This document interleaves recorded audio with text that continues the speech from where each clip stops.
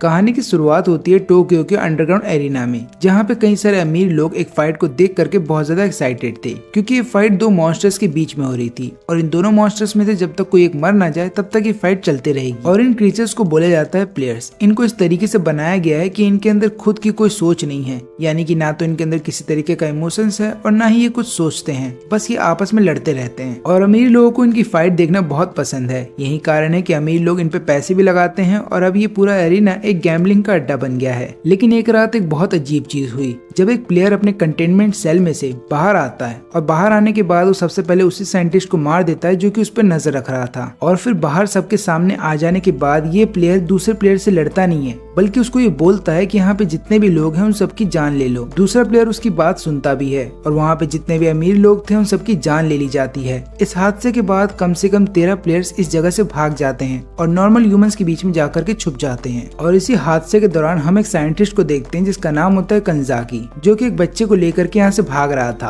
उसका बॉस उसको रोकता तो है लेकिन वो रुकता नहीं। तो देखा जाए तो ये बच्चा इस दुनिया में एग्जिस्ट नहीं करना चाहिए था, क्योंकि अमागी कॉर्पोरेशन ने इन प्लेयर्स को बनाया था एंटरटेनमेंट के लिए। लेकिन यहाँ के साइंटिस्ट को ये बात भी पता थी कि किसी दिन ऐसा हो सकता है कि सारे प्लेयर्स बेकाबू हो जाएं। यही कारण है कि उन लोगों ने एक ऐसा वेपन भी बनाया था जो कि इन सभी प्लेयर्स को खत्म कर सकता है, और इसको नाम दिया गया था जेट। और ये वेपन कोई और नहीं बल्कि वही छोटा बच्चा है जिसको कंजाकी अपने साथ लेकर के भाग गया था, क्योंकि कंजाकी का ऐसा मानना है कि इस बच्चे को भी नॉर्मल ह्यूमन की तरह जीने का पूरा हक है। और फिर आगे चल करके कंजाकी ने उसको अपने बच्चे की ही तरह पाला और उसको नाम दिया जिन। और कहीं ये दोनों पकड़े ना जाए इसलिए कंजाकी ने स्लम एरिया में रहने का फैसला किया। लेकिन अमागी कॉर्पोरेशन के जितने भी लोग हैं वो अभी भी उस वेपन को ढूंढ रहे हैं। लेकिन जिन अब बड़ा हो चुका है और वो एक ऐसी जगह पे रहता है जहाँ पे ना तो पीने का पानी है, ना इलेक्ट्रिसिटी है और ना कोई उम्मीद, बस इन्हें कैसे भी करके सरवाइव करना है। इसके अलावा जिन कभी स्कूल गया नहीं, क्योंकि कंजाकी के पास इतने पैसे नहीं है। और जिन ने काम करने की कोशिश तो की, लेकिन कोई भी आदमी स्लम के बच्चे को काम देना नहीं चाहता, इसलिए उसने खुद का ही बिजनेस स्टार्ट किया और उसका नाम रखा हीरोइज्म। यानी कि जब भी कोई आदमी किसी मुसीबत में होगा तब यहाँ पे जिन उसकी मदद करेगा, लेकिन उसके बदले में जिन को पैसे चाहिए। और फिर एक दिन ये तीनों बदमाश एक लड़की को घेर करके खड़े हो जाते हैं और बोलते हैं कि हमें ना सुनने की आदत नहीं है। लेकिन तभी वहाँ पे जिन आ जाता है। वो इस लड़की को बोलता है कि मैं तुम्हारी मदद करूंगा, लेकिन उसके बदले में मुझे पैसे चाहिए। और यहाँ पे लड़की पैसे के लिए मान जाती है। तभी जिन नीचे उतरता है और फिर एक एक करके इन तीनों को हरा रहा होता है। जिन को फाइट करता हुआ देख ऐसा लग रहा था जैसे कि जिन जन्म लेने के बाद से ही फाइटिंग कर रहा हो। और यहाँ पे ये लड़की जिन को देख करके हैरान थी। वो भी सोच रही थी कि इतना छोटा बच्चा इतना ज्यादा पावरफुल कैसे हो सकता है। और थोड़ी देर के बाद वहाँ पे एक और लड़का आता है, इसका नाम होता है कुगा, जो कि अपने हीरो आउटफिट में था। वो यहाँ पे जिन को बता रहा होता है कि तुमने हमें बैकअप के लिए क्यों नहीं बुलाया। और वो यहाँ पे जिन पे गुस्सा हो जाता है और उसको लगातार बोल रहा होता है कि तुम्हें टीम वर्क सीखना होगा। लेकिन यहाँ पे उसकी बहन कोनोहा उसको बोलती है कि तुम शांत हो जाओ। और यहाँ पे हमें पता ये चलता है कि कुगा बचपन से एक टीवी शो देखता हुआ आया है, इसका नाम है अल्फा, जहाँ पे एक सुपर हीरो मासूम लोगों की जान बचाता है। और तभी से कुगा ये डिसाइड कर चुका है कि उसे भी एक हीरो बनना है। इसलिए कुगा लगातार जिन के साथ इधर उधर सिटी में घूमता रहता है ताकि लोगों की मदद कर सके और अपने आप को हीरो बनता हुआ देख सके। जिन को ये सारी चीजें बेकार लगती हैं, लेकिन जिन तब भी कुगा के साथ इसलिए घूमता है क्योंकि कुगा उसका एक लौता दोस्त है। लेकिन उसके बावजूद भी इन दोनों के बीच में बहुत ज्यादा डिफरेंस है। जहाँ पे कुगा सबसे पहले क्रिमिनल को देखता है, यहीं पे जिन सबसे पहले उस आदमी को देखता है जो मुसीबत में है। कुगा केवल बुरे लोगों को हराना चाहता है, लेकिन जिन अपने काम के बदले पैसे चाहता है, क्योंकि यहाँ पे जिन एक ऐसी चीज को समझता है जो कि कुगा कभी समझ नहीं पाएगा, क्योंकि कुगा एक अमीर फैमिली से बिलोंग करता है और केवल लोगों की जान बचाने से तुम्हारा पेट तो नहीं भरेगा। यही कारण है कि यहाँ पे जिन इस लड़की से पैसे मांगता है, लेकिन कुगा उसको लेने से मना कर देता है और उसको अपने साथ लेकर के जाने लगता है। और रास्ते में जिन को समझाता है कि हमें लोगों की मदद करनी है, वो भी बिना कुछ मांगे। फिर इसके बाद जब ये तीनों पार्क में होते हैं तब यहाँ पे जिन देखता है कि कोनोहा के हाथ में बैंडेज है। फिर वो अपना भी हाथ का बैंडेज दिखाता है और बताने लगता है कि देखो मेरे हाथ पे भी एक समय चोट लगी थी, जिसके बाद से ये रिंग वाला जो मार्क है मेरे हाथ पे रह गया है, जिसको मैं एंजल रिंग भी बोलता हूँ। अब वैसे तो कंजाकी ने मना किया था जिन को कि अपने हाथ का निशान कभी किसी को दिखाना मत, लेकिन जिन इन दोनों को अपना दोस्त मानता है, इसलिए जिन ने यहाँ पे इन दोनों को अपना हाथ का निशान दिखा दिया। और फिर यहाँ पे कोनोहा बताती है कि मेरे हाथ पे कट लग गया था, यही कारण है कि मैंने बैंडेज पहना है। तब यहाँ पे जिन बोलता है कि अपने हाथ पे थूक लगा लो तो उससे तुम्हारा जो कट है वो ठीक हो जाएगा, क्योंकि मुझे मेरे डैड ने बताया है कि ह्यूमंस के पास नेचुरल हीलिंग पावर है। लेकिन यहाँ पे जिन कितना गलत है उसको नहीं पता। फिर इसके बाद जब जिन अपने घर जा रहा होता है तो रास्ते में उसको वही लड़की मिलती है जिसकी उसने जान बचाई थी, और यहाँ पे ये लड़की जिन को पैसे भी देती है और बताती है कि मेरा नाम है आकमी, और यहाँ पे आकमी उसको अपना बिजनेस कार्ड भी देती है और बोलती है कि अगर कभी हम फिर से मिलें तो मैं तुम्हें अच्छा खाना भी खिलाऊंगी। फिर रात हो जाने के बाद जब जिन अपने घर पे आता है तो वो कुछ अजीब देखता है। वहाँ पे जितने भी लोग थे वो सारे मारे जा चुके थे। फिर वो तुरंत ही भागता है कंजाकी के पास, और यहाँ पे आने के बाद वो देखता है कि कंजाकी नीचे पड़ा हुआ है। अब यहाँ पे कंजाकी बहुत ही ज्यादा घायल था, लेकिन यहाँ पे जिन को कुछ भी समझ में नहीं आ रहा था कि ये सब क्या हो रहा है, क्योंकि बाहर जितने भी लोगों की डेड बॉडी जिन ने देखी थी उन सबको देखने के बाद यहाँ पे जिन को ऐसा लग रहा था कि सब लोग सो रहे हैं, और यहाँ पे जिन अपने थूक का इस्तेमाल करता है ताकि वो कंजाकी के चोट को ठीक कर सके। लेकिन यहाँ पे कंजाकी देख करके शांत था, क्योंकि उसे पता था कि जो बात उसने जिन को बताई है वो झूठ है। अब यहाँ पे जिन पूछने लगता है कि सब लोग सो क्यों रहे हैं। यहाँ पे कंजाकी उसको बताता भी है कि वो लोग सो नहीं रहे, वो लोग अब इस दुनिया से जा चुके हैं। लेकिन यहाँ पे जिन को कुछ भी समझ में नहीं आ रहा था। तब यहाँ पे कंजाकी के पास जितनी भी ताकत बची थी वो उस ताकत का इस्तेमाल करता है और जिन को गले लगा लेता है, और आखिरी में बस इतना बोलता है कि लड़ाई से कभी किसी का भला नहीं होता,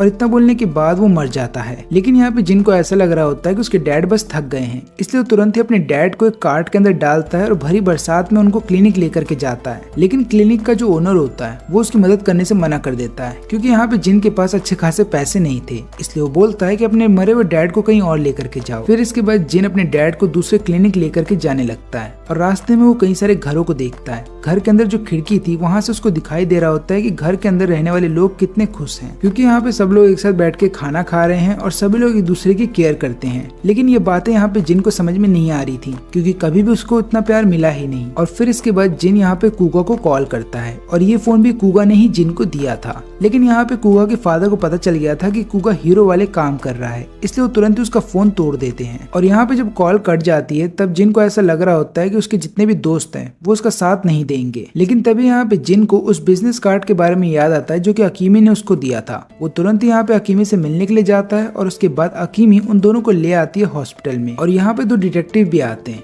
जो कि कंजाकी की डेड बॉडी के ऊपर घाव को देखने के बाद समझ जाते हैं कि ये काम उसी सीरियल किलर का है जिसकी तलाश पुलिस को है, क्योंकि इससे पहले भी उस सीरियल किलर ने कई सारे मासूमों की जान ली है। अब इधर पे डिटेक्टिव सायामा जिन को देखने के बाद समझ जाते हैं कि जिन अंदर से टूट गया है। वो तभी जिन के पास जाते हैं और उसको एक पेंडेंट देते हैं और बताते हैं कि ये हमें कंजाकी के पास से मिला है, और कभी भी अगर तुम्हें ऐसा लगे कि तुम अकेले पड़ गए हो तो हमेशा उम्मीद की तरफ देखना। लेकिन यहाँ पे तो जिन को उम्मीद का मतलब भी नहीं पता था, इसलिए वो जिन को ले जाते हैं हकीमी के पास और बताते हैं कि आज से यही तुम्हारी नई उम्मीद है। और यहाँ पे हकीमी मान जाती है जिन को अपने साथ रखने के लिए। वो जिन को अपने घर पे ले आकर के फैमिली मेंबर की ही तरह ट्रीट करती है। वो जिन को अच्छा खाना भी देती है, और जब दोनों नहा रहे होते हैं तो जिन को बताती है कि आज से मैं तुम्हारी बड़ी बहन हूँ। और फिर वो जिन से पूछती है कि क्या तुम अपनी माँ के साथ कभी नहाए हो। लेकिन यहाँ पे जिन बताता है कि मुझे नहीं पता मेरी माँ कौन है, मुझे ये बताया गया था कि मेरे जन्म के वक्त ही उनकी मौत हो गई थी। और ये सुनने के बाद हकीमी उसको गले लगा लेती है। और यहाँ पे जिन को अलग तरीके का इमोशंस एक्सपीरियंस करने को मिल रहा था, इसलिए यहाँ पे जिन रोने लगता है, क्योंकि दूसरी बार उसको किसी ने इतने जोर से गले लगाया है, क्योंकि पहली बार उसके डैड ने उसको गले लगाया था मरने से पहले। लेकिन इनकी परेशानी यहाँ पे खत्म नहीं होती,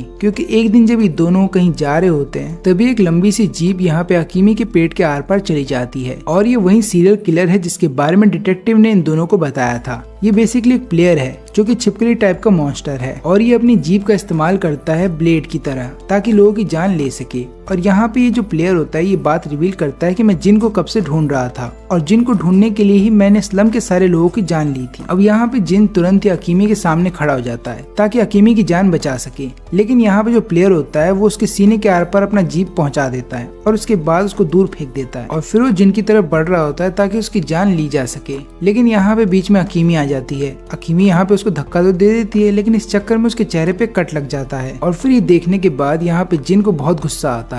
तभी उसकी आंख का रंग बदल जाता है, उसका एंजल रिंग ग्लो करने लगता है। और यहाँ पे जिन के अंदर इतनी ज्यादा पावर आ जाती है कि उसकी पूरी बॉडी ही बदल जाती है। ऐसा लग रहा था कि जिन खुद एक डीमन हो। और ये दूसरा प्लेयर समझ जाता है कि वो बचने वाला नहीं है। वो यहाँ से भागने की कोशिश करता है, लेकिन जिन उसको मौका ही नहीं देता। और फिर यहाँ पे जिन तुरंत ही उसके ऊपर हमला करके उसको खत्म कर देता है। और उसके मरते ही यहाँ पे जिन वापस से अपने पुराने रूप में आ जाता है, लेकिन वो तुरंत ही बेहोश हो जाता है क्योंकि उसकी बॉडी इतनी सारी पावर को झेल नहीं पाती। जब उसकी आंख खुलती है तो अपने सामने अकीमी को देखता है। यहाँ पे अकीमी के चेहरे पे एक बहुत बड़ा सा कट लग गया है, यानी कि एक बहुत बड़ा सा स्कार उसके चेहरे पे है। लेकिन उसके बावजूद भी अकीमी यहाँ पे जिन को देख करके खुश थी और उसको गले लगा लेती है। इसके बाद कई साल बीत जाते हैं और हम देखते हैं कि जिन अब बड़ा हो गया है, लेकिन यहाँ पे जिन अभी भी हीरो वाले काम करता है, यानी कि वो लोगों की जान तो बचाता है लेकिन उसके बदले में उसको पैसे चाहिए। और वहीं पे अकीमी एक फूड स्टॉल चलाती है जहाँ पे उसका सपना ये है कि वो कैसे भी करके इतने पैसे इकट्ठा कर ले कि वो जिन को एक अच्छे स्कूल में भेज सके। लेकिन यहाँ पे जिन बोलता है कि मेरी फिक्र मत करो क्योंकि मैं तुम्हें छोड़ के कहीं नहीं जाऊंगा। और वहीं पे हम देखते हैं कुगा को, जो कि अमा की फैमिली का गोल्डन बॉय बन चुका है और वो अपनी ही स्कूल के सॉकर टीम का कैप्टन है और आज कई सारे लोग उसके फैन भी हैं। लेकिन यहाँ पे वो अभी भी ऑब्सेस्ड है हीरो बनने में। और एक पार्टी के दौरान जब होस्ट उससे पूछती है कि तुम क्या बनना चाहते हो बड़े होकर के, यानी कि ग्रेजुएशन के बाद तुम क्या करोगे, तो यहाँ पे कुगा बताता है कि मुझे हीरो बनना है और सबकी मदद करनी है। लेकिन ये सुनने के बाद पार्टी में जितने भी लोग होते हैं वो सब हंस रहे होते हैं कुगा के ऊपर। लेकिन यहाँ पे कुगा नहीं हंसता क्योंकि कुगा ने जो बोला है वो उसको करके दिखाएगा। लेकिन यहाँ पे कुगा ने खुद की एक टीम बना के रखी है और ये सारे टीम के जो उसके मेंबर्स हैं ये सारे अमागी कॉर्पोरेशन में काम करते हैं जिनको बिलीव है कुगा के ऊपर। और इन लोगों ने कुगा के लिए कई सारे गैजेट्स भी बनाए हैं। और रात हो जाने के बाद ये लोग पूरी सिटी में पेट्रोलिंग करते हैं ताकि क्राइम होने से पहले उसे रोका जा सके। लेकिन फिर एक दिन एक प्लेयर जिसके पास फायर की पावर है वो यहाँ पे पूरी बिल्डिंग को जला रहा होता है और यहाँ पे कुगा को ऐसा लगता है कि उसके पास ये अच्छा मौका है ताकि वो सबको दिखा सके कि वो किस तरीके का हीरो है। वहीं पे जिन को भी सेंस हो जाता है कि एक प्लेयर पूरी बिल्डिंग को जला रहा है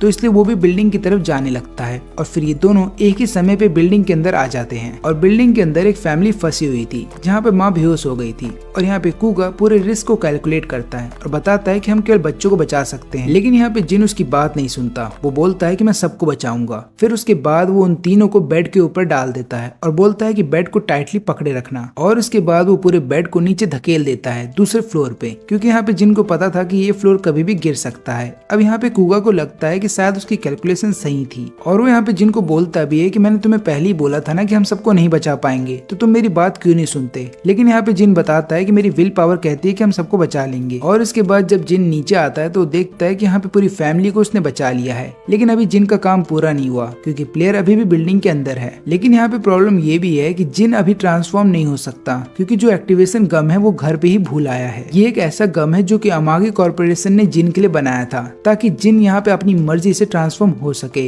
और उसको हर बार इमोशनल ट्रॉमा का मदद ना लेना पड़े अपने ट्रांसफॉर्मेशन के लिए। और क्योंकि यहाँ पे जिन के पास अभी गम नहीं है तो ट्रांसफॉर्म नहीं हो सकता और तब तक प्लेयर उसको ढूंढ लेता है। यहाँ पे प्लेयर को पता होता है कि जिन की पावर क्या है, इसलिए तुरंत ही अपने मॉन्स्टर वाले फॉर्म में आ जाता है और फिर वो लगातार जिन को पीटने लगता है। इसके अलावा वो जिन को ये बात भी बताता है कि हम प्लेयर्स इंसानों से बहुत ज्यादा अच्छे हैं और उनसे बहुत ज्यादा सुपीरियर हैं, इसलिए हमें अब इंसानों से छुपने की जरूरत नहीं है। यहाँ पे जिन उसको बोलता है शांत रहने के लिए और इस प्लेयर को गुस्सा आ जाता है, इसलिए वो अपना हाथ जिन के सीने के आर पार कर देता है। लेकिन यहाँ पे दर्द की वजह से अब जिन अपने पावर को कंट्रोल नहीं कर पाता और उसका जो रिंग होता है वो चमकने लगता है। और फिर यहाँ पे जिन बदल जाता है जेट में, यानी कि वो वेपन जिसको अमागी कॉर्पोरेशन के द्वारा बनाया गया था, और वो तुरंत ही प्लेयर का एक हाथ काट देता है। इसके बाद वो कुगा का फायर एक्सटिंग्विशर का इस्तेमाल करता है ताकि यहाँ पे प्लेयर अपने आप को हील ना कर पाए। और उसके बाद वो प्लेयर को गले से पकड़ लेता है। फिर उसके बाद वो चेहरे के चारों तरफ एक शील्ड बनाता है जिसके अंदर हवा नहीं थी, क्योंकि यहाँ पे जिनको पता होता है कि फ्लेम्स को लगातार जलते रहने के लिए एयर की मदद लगती है,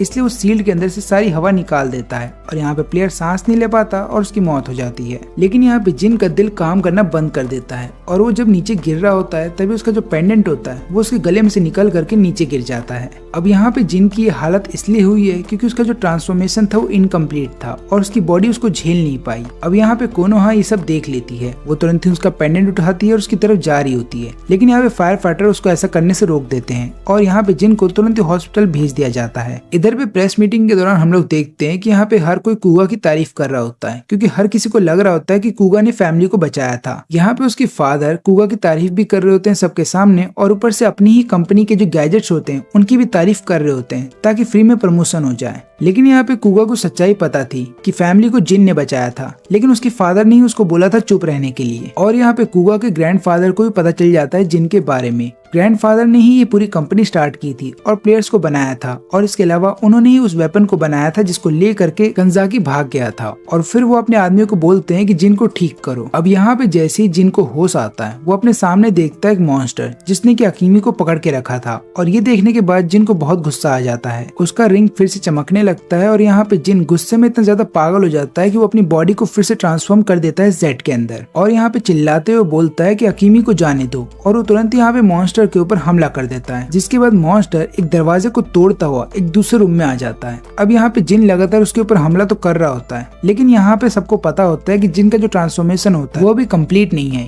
यही कारण है कि यहाँ पे जिन अपनी पूरी पावर का इस्तेमाल नहीं कर पा रहा था, लेकिन यहाँ पे मॉन्स्टर इस चीज का फायदा उठाता है। वो तभी यहाँ पे जिन को लगातार पीटने लगता है और बोलता है कि तुम कमजोर हो, तुम मेरे सामने कुछ भी नहीं हो। लेकिन यहाँ पे सबको लग रहा होता है कि जिन हार मान लेगा। जिन का गुस्सा और ज्यादा बढ़ जाता है और उसकी पावर भी बढ़ जाती है और यहाँ पे जिन केवल एक सिंगल पंच में ही इस मॉन्स्टर को हरा देता है। लेकिन तभी जिन का ध्यान जाता है मिरर की तरफ, जहाँ पे वो अपना ही रिफ्लेक्शन देख करके डर जाता है। उसको ऐसा लगता है कि उसके सामने एक मॉन्स्टर खड़ा है और यहाँ पे वो खुद को ही नहीं पहचान पा रहा था। और दूसरी तरफ जो साइंटिस्ट यहाँ पे लगातार उसको मॉनिटर कर रहे थे, वो बताते हैं कि जिन का ट्रांसफॉर्मेशन अभी कंप्लीट नहीं हुआ है और अगर वो इसी रूप में ज्यादा देर तक रहेगा तो उसकी बॉडी अंदर से डिस्ट्रॉय हो जाएगी। लेकिन यहाँ पे एक प्रॉब्लम है कि जेट वाले अवतार में जिन तब तक रहेगा जब तक कि उसके आसपास के सारे प्लेयर्स मर नहीं जाएं। और रूम के अंदर एक और प्लेयर होता है और ये कोई और नहीं बल्कि अकीमी होती है। लेकिन यहाँ पे जिन को इस बात पे बिलीव नहीं होता। वो तुरंत यहाँ पे मित्सुगाई और उसकी पूरी टीम को बोलता है कि इस चीज को अभी बंद कर दो और अकीमी को फिर से नॉर्मल बना दिया जाए। लेकिन इससे पहले कि जिन कुछ कर पाता, तुरंत ही वहाँ पे एक बॉडीगार्ड आता है और वो यहाँ पे आने के बाद अकीमी का भेजा उड़ा देता है। ये देखने के बाद यहाँ पे जिन अपने नॉर्मल अवतार में आ जाता है और रोने लगता है। लेकिन फिर यहाँ पे मित्सुगाई उसको सच्चाई बताता है और बोलता है कि जो अकीमी तुम्हारे सामने मारी गई है वो रियल अकीमी नहीं है, ये बल्कि उसका एक क्लोन है और ये हमने इसलिए किया था ताकि हम लोग तुम्हारे इमोशनल चीजों को टेस्ट कर सकें। और जो रियल अकीमी है वो अभी जिंदा है, अपना फूड स्टॉल चला रही है, लेकिन उसको कुछ भी नहीं पता कि जिन के साथ क्या हो रहा है। इसके बाद मित्सुगाई अपना इंट्रोडक्शन देता है और यहाँ पे जिन को बताता है कि मैं ही हूँ अमागी कॉर्पोरेशन का चेयरमैन और मैंने ही सभी प्लेयर्स को क्रिएट किया था। और फिर वो यहाँ पे जिन को उसके पास्ट के बारे में भी बताता है। वो बताने लगता है कि जिन एक वेपन के तौर पे बनाया गया था जिसको नाम दिया गया था जेड का और तुम्हारा काम यही था कि तुम्हें सभी प्लेयर्स को मारना है। लेकिन कंजाकी का ऐसा मानना था कि तुम्हें नॉर्मल ह्यूमन की तरह जीने देना चाहिए। यही कारण था कि वो हमारे लैब से तुम्हें चुरा करके भाग गया था और उसने अपनी ही बेटी की तरह तुम्हें पाल पोस के बड़ा किया। लेकिन अब हमें तुम्हारी मदद चाहिए क्योंकि हमारे जितने प्लेयर्स हैं वो ह्यूमंस के बीच में जा करके छुप गए हैं। कुछ प्लेयर्स ऐसे भी हैं जो ह्यूमंस के साथ अच्छे से रह रहे हैं, लेकिन बाकी कुछ प्लेयर्स ऐसे भी हैं जो कि लगातार ह्यूमंस को खत्म कर रहे हैं। और तुम्हारे पास ऐसी पावर है कि तुम उन सभी प्लेयर्स को ट्रैक कर सकते हो, जिसके बाद हम एक एक करके सभी प्लेयर्स को मार सकते हैं। लेकिन यहाँ पे जिन बोलता है कि मैं तुम्हारी मदद क्यों करूं, क्योंकि तुमने ही उन प्लेयर्स को बनाया है। तब यहाँ पे मित्सुगाई उसको एक सच्चाई बताता है कि जिस तरीके से तुम प्लेयर्स को सेंस कर सकते हो उसी तरीके से प्लेयर्स भी तुम्हें सेंस कर सकते हैं। और जितने भी लोग जो तुम्हारे आसपास हैं या फिर उन लोगों को जिनको तुम चाहते हो, उन सबकी जान तुम्हारी वजह से खतरे में आ जाएगी। और अगर तुम चाहते हो कि तुम्हारी वजह से उनको कुछ भी ना हो तो तुम्हें उनसे दूर रहना होगा। अब यहाँ पे जिन के पास कोई ऑप्शन नहीं होता, उसको ना चाहते हुए भी सारे प्लेयर्स को खत्म करना होगा। वो मित्सुगाई के साथ काम करने के लिए तो तैयार हो जाता है, लेकिन वो मित्सुगाई को बताता है कि मेरी कुछ कंडीशंस हैं। मैं चाहता हूँ कि अकामी के चेहरे पे जो स्कार है तुम उसको ठीक कर दो, और ऊपर से अकामी ने बहुत साल पहले अपना बच्चा कहीं खो दिया था, तो मैं चाहता हूँ कि तुम उसको वो बच्चा ढूंढ करके दो। और अगर तुम ये मेरी कंडीशंस को मान लेते हो तभी जाकर के मैं जेड बनने के लिए तैयार हूँ और सभी प्लेयर्स को खत्म करूंगा। फिर इसके बाद मित्सुगाई जिनको उस लैब में ले आता है जहाँ पे सभी प्लेयर्स को बनाया गया था। और यहाँ पे आने के बाद जिनको एक डिवाइस दिखाई जाती है। इस डिवाइस की मदद से जिन किसी भी प्लेयर का ट्रू फॉर्म देख सकता है। और यहाँ पे जिन का जो एंजल रिंग है वो भी कहीं ना कहीं इस डिवाइस से कनेक्टेड है, लेकिन इसके बारे में मित्सुगाई को भी नहीं पता। फिर लैब से बाहर आ जाने के बाद जिन उस जगह पे आ जाता है जहाँ पे अकीमी का फूड स्टॉल है। वो एक बार अकीमी को देखता है। यहाँ पे अकीमी को ऐसा लगता है कि शायद उसने जिन को देखा, लेकिन जिन तब तक वहाँ से चला जाता है क्योंकि वो चाह करके भी अकीमी से नहीं मिल सकता, क्योंकि अगर वो मिलता है तो अकीमी की जान खतरे में आ जाएगी। और फिर वहाँ पे थोड़ी देर के बाद कोनोहा आ जाती है। दोनों ही बात कर रहे होते हैं जिन के बारे में। और तभी यहाँ पे अकीमी कंजाकी का पेंडेंट कोनोहा को दे देती है क्योंकि उसको बिलीव है कि कोनोहा फिर से जिन से मिल सकती है। और फिर इसके बाद हमें एक और आदमी दिखाया जाता है। इसका नाम होता है सेजी, जो कि लगातार जिन के ऊपर नजर रख रहा था। वो यहाँ पे बोलता है कि अब मेरा समय आने वाला है। इसके बाद 2 साल बीत जाते हैं और हमें पता ये चलता है कि जिन इतने सालों तक लगातार ट्रेनिंग कर रहा था मित्सुगाई फैसिलिटी में। और फिर यहाँ पे उसकी बॉडी को स्कैन किया जाता है ताकि यहाँ पे जिन के लिए स्पेशल टूल बनाए जा सके। यहाँ पे जिन को एक सूट दिया जाता है। ये एक ऐसा सूट है जो कि जिन के ट्रांसफॉर्मेशन के बाद फटेगा नहीं। और ऊपर से यहाँ पे उसको एक स्पेशल च्युइंगम दिया जाता है जिसको चबा लेने के बाद यहाँ पे जिन आराम से अपने जेड वाले ट्रांसफॉर्मेशन में चला जाएगा। और यहाँ पे जिन को हर बार इमोशनल सपोर्ट की जरूरत नहीं लेनी पड़ेगी ट्रांसफॉर्मेशन के लिए। इसके अलावा जिन पहले से ज्यादा स्ट्रांग बन गया है, वो फास्ट है और ऊपर से अब जाकर के वो अपनी पावर को कंट्रोल कर सकता है। लेकिन यहाँ पे एक प्रॉब्लम ये होती है कि साइंटिस्ट को ये बात नहीं पता चल रही होती है कि जिन की पावर को अगले लेवल तक कैसे लेकर के जाए। लेकिन जब तक इसका कोई उपाय नहीं मिल जाता तब तक जिन को अकेले ही रहना पड़ेगा और जिन अपने लिए एक रूम ढूंढ भी लेता है स्लम एरिया में, जहाँ पे वो अकेले रहता है। इसके अलावा वो हर रात को निकलता है प्लेयर्स को ढूंढने के लिए। वो जिस भी प्लेयर को ढूंढता है उस प्लेयर को खत्म कर देता है। इसके अलावा जितने भी लोग वहाँ पे रहते हैं उन सबको पता चल रहा था कि क्राइम रेट पहले से कम हो गया है, लेकिन किसी को भी ये नहीं पता था कि इसके पीछे का कारण क्या है, क्योंकि जिन हमेशा अकेले काम करता था। लेकिन वहीं पे पिछले 2 सालों से कुगा बहुत परेशान था। ऐसा इसलिए था क्योंकि कुगा को ये बात अच्छे से पता थी कि उस रात को फैमिली को बचाने वाला जिन था,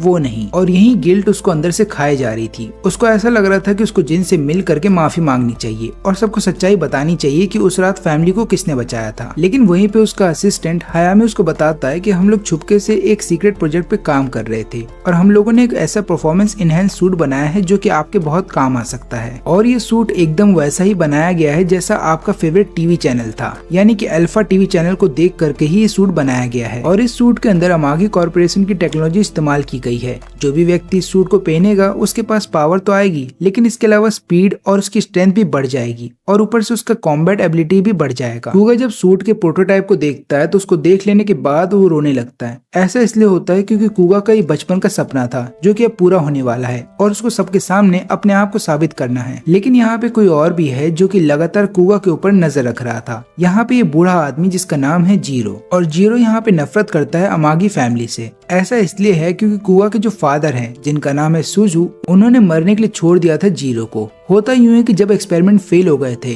और यहाँ पे सीजू नहीं चाहते थे कि प्लेयर्स के बारे में सारी दुनिया को पता चल जाए, यही कारण है कि वो खुद तो लैब से भाग गए लेकिन पीछे जीरो को छोड़ दिया मरने के लिए। लेकिन उस दिन लैब के अंदर जीरो का बेटा इचिरू भी था जो कि उस हादसे में मर गया था। लेकिन यहाँ पे जीरो मरा नहीं। फिर उसने किया ये कि अपनी ही बेटी की बॉडी के अंदर उसने प्लेयर्स के डीएनए डाल दिए ताकि वो अपने बेटे को जिंदा कर सके। और तभी से जीरो ने कसम खा ली है कि वो कैसे भी करके पूरी अमागी फैमिली को डिस्ट्रॉय कर देगा और अपना बदला लेगा। लेकिन इस काम में ये दोनों अकेले नहीं थे, बल्कि यहाँ पे सेजी भी इन दोनों की मदद कर रहा था। फिर एक दिन जब कोनोहा अपनी माँ के साथ खाना बांट रही होती है गरीब लोगों को, तब हम लोग देखते हैं कि वहाँ से गुजरता है जिन, और यहाँ पे कोनोहा उसको देख लेने के बाद पहचान जाती है। वो तुरंत ही जिन का पीछा करने लगती है और फिर जिन को रोक करके बताती है कि मैं आज भी अकीमी से मिलती हूँ और मुझे अकीमी से पता ये चला था कि ठीक 2 साल पहले उसे एक लेटर मिला था। उस लेटर में लिखा हुआ था कि जिन को उसके पेरेंट्स मिल गए हैं, यही कारण है कि अब जिन अकीमी से मिलने नहीं आएगा। लेकिन यहाँ पे जिन को ये बात पता होती है कि ये बात झूठ है। ऐसा इसलिए है क्योंकि मित्सुगाई ने ये जानबूझ करके लेटर भेजा था अकीमी को, ताकि यहाँ पे अकीमी को जिन की फिक्र ना हो, क्योंकि जिन अचानक से 2 सालों के लिए गायब हो गया था। और यहाँ पे अकीमी को जब फिक्र होगी तो पुलिस को कॉल करेगी और मित्सुगाई ऐसा नहीं चाहता था। फिर इसके बाद जिन यहाँ पे कोनोहा को बोल देता है कि इस इलाके में मत आया करो और ऊपर से मेरा पीछा कभी मत करना। अब इतना बोलने के बाद वो आगे बढ़ जाता है और पीछे मुड़ करके कोनोहा को देखता भी नहीं, क्योंकि यहाँ पे जिन को बहुत अच्छे से पता था कि अगर उसके आसपास लोग रहेंगे और ऐसे लोग जिनकी वो फिक्र करता है तो यहाँ पे प्लेयर्स उनको नुकसान पहुंचा सकते हैं, और जिन ऐसा नहीं चाहता था। लेकिन यहाँ पे कोनोहा को समझ में नहीं आ रहा था कि जिन इतना ज्यादा बदल कैसे गया, और ऊपर से उसके हाथ में पेंडेंट था जो कि वो जिन को देना चाहती थी, लेकिन इससे पहले जिन वहाँ से जा चुका था। फिर इसके बाद जब वो घर आता है तो वो देखता है कि उसके क्लोजेट में एक लड़की छुपी हुई है। इसका नाम है हनाको, और यहाँ पे हनाको बताती है कि मैंने एक मॉन्स्टर को देखा था आसपास, यही कारण है कि मैं डर गई और तुम्हारे घर में आके छुप गई थी। और जो नजारा मैंने देखा था उस मॉन्स्टर का वो बहुत ही ज्यादा डरावना था, क्योंकि मैंने देखा कि वो मॉन्स्टर अपनी पावर की मदद से एक आदमी का पूरा चेहरा ही जला देता है। लेकिन यहाँ पे जिन उसको बोलता है कि तुम मेरे घर में नहीं रुक सकती, तुम्हें जाना होगा। लेकिन यहाँ पे हनाको ऐसा करने से मना कर देती है और बोलती है कि मुझे डर लग रहा है, इसलिए मुझे कुछ देर तुम्हारे घर में रुकने दो। और यहाँ पे जिन इसके लिए मान जाता है। फिर रात हो जाने के बाद जब ये दोनों खाना खा रहे होते हैं तभी जिन को एहसास होता है कि बाहर कुछ तो गलत हो रहा है, इसलिए वो अपने घर को छोड़ करके बाहर चला आता है। लेकिन वो पीछे घर में हनाको को अकेला छोड़ देता है। अब यहाँ पे हनाको को डर लग रहा था, इसलिए वो भी घर से बाहर चली आती है। लेकिन जैसे वो ऐसा करती है तुरंत ही उसको मॉन्स्टर मिल जाता है जिसको उसने पहले देखा था। तो देखा जाए तो ये भी मॉन्स्टर एक प्लेयर ही है, और इसके अलावा ये अपने दोनों साथियों के साथ यहाँ पे हनाको को पकड़ लेता है। और ये लोग इससे पहले कि हनाको को मारते वहाँ पे जिन आ जाता है,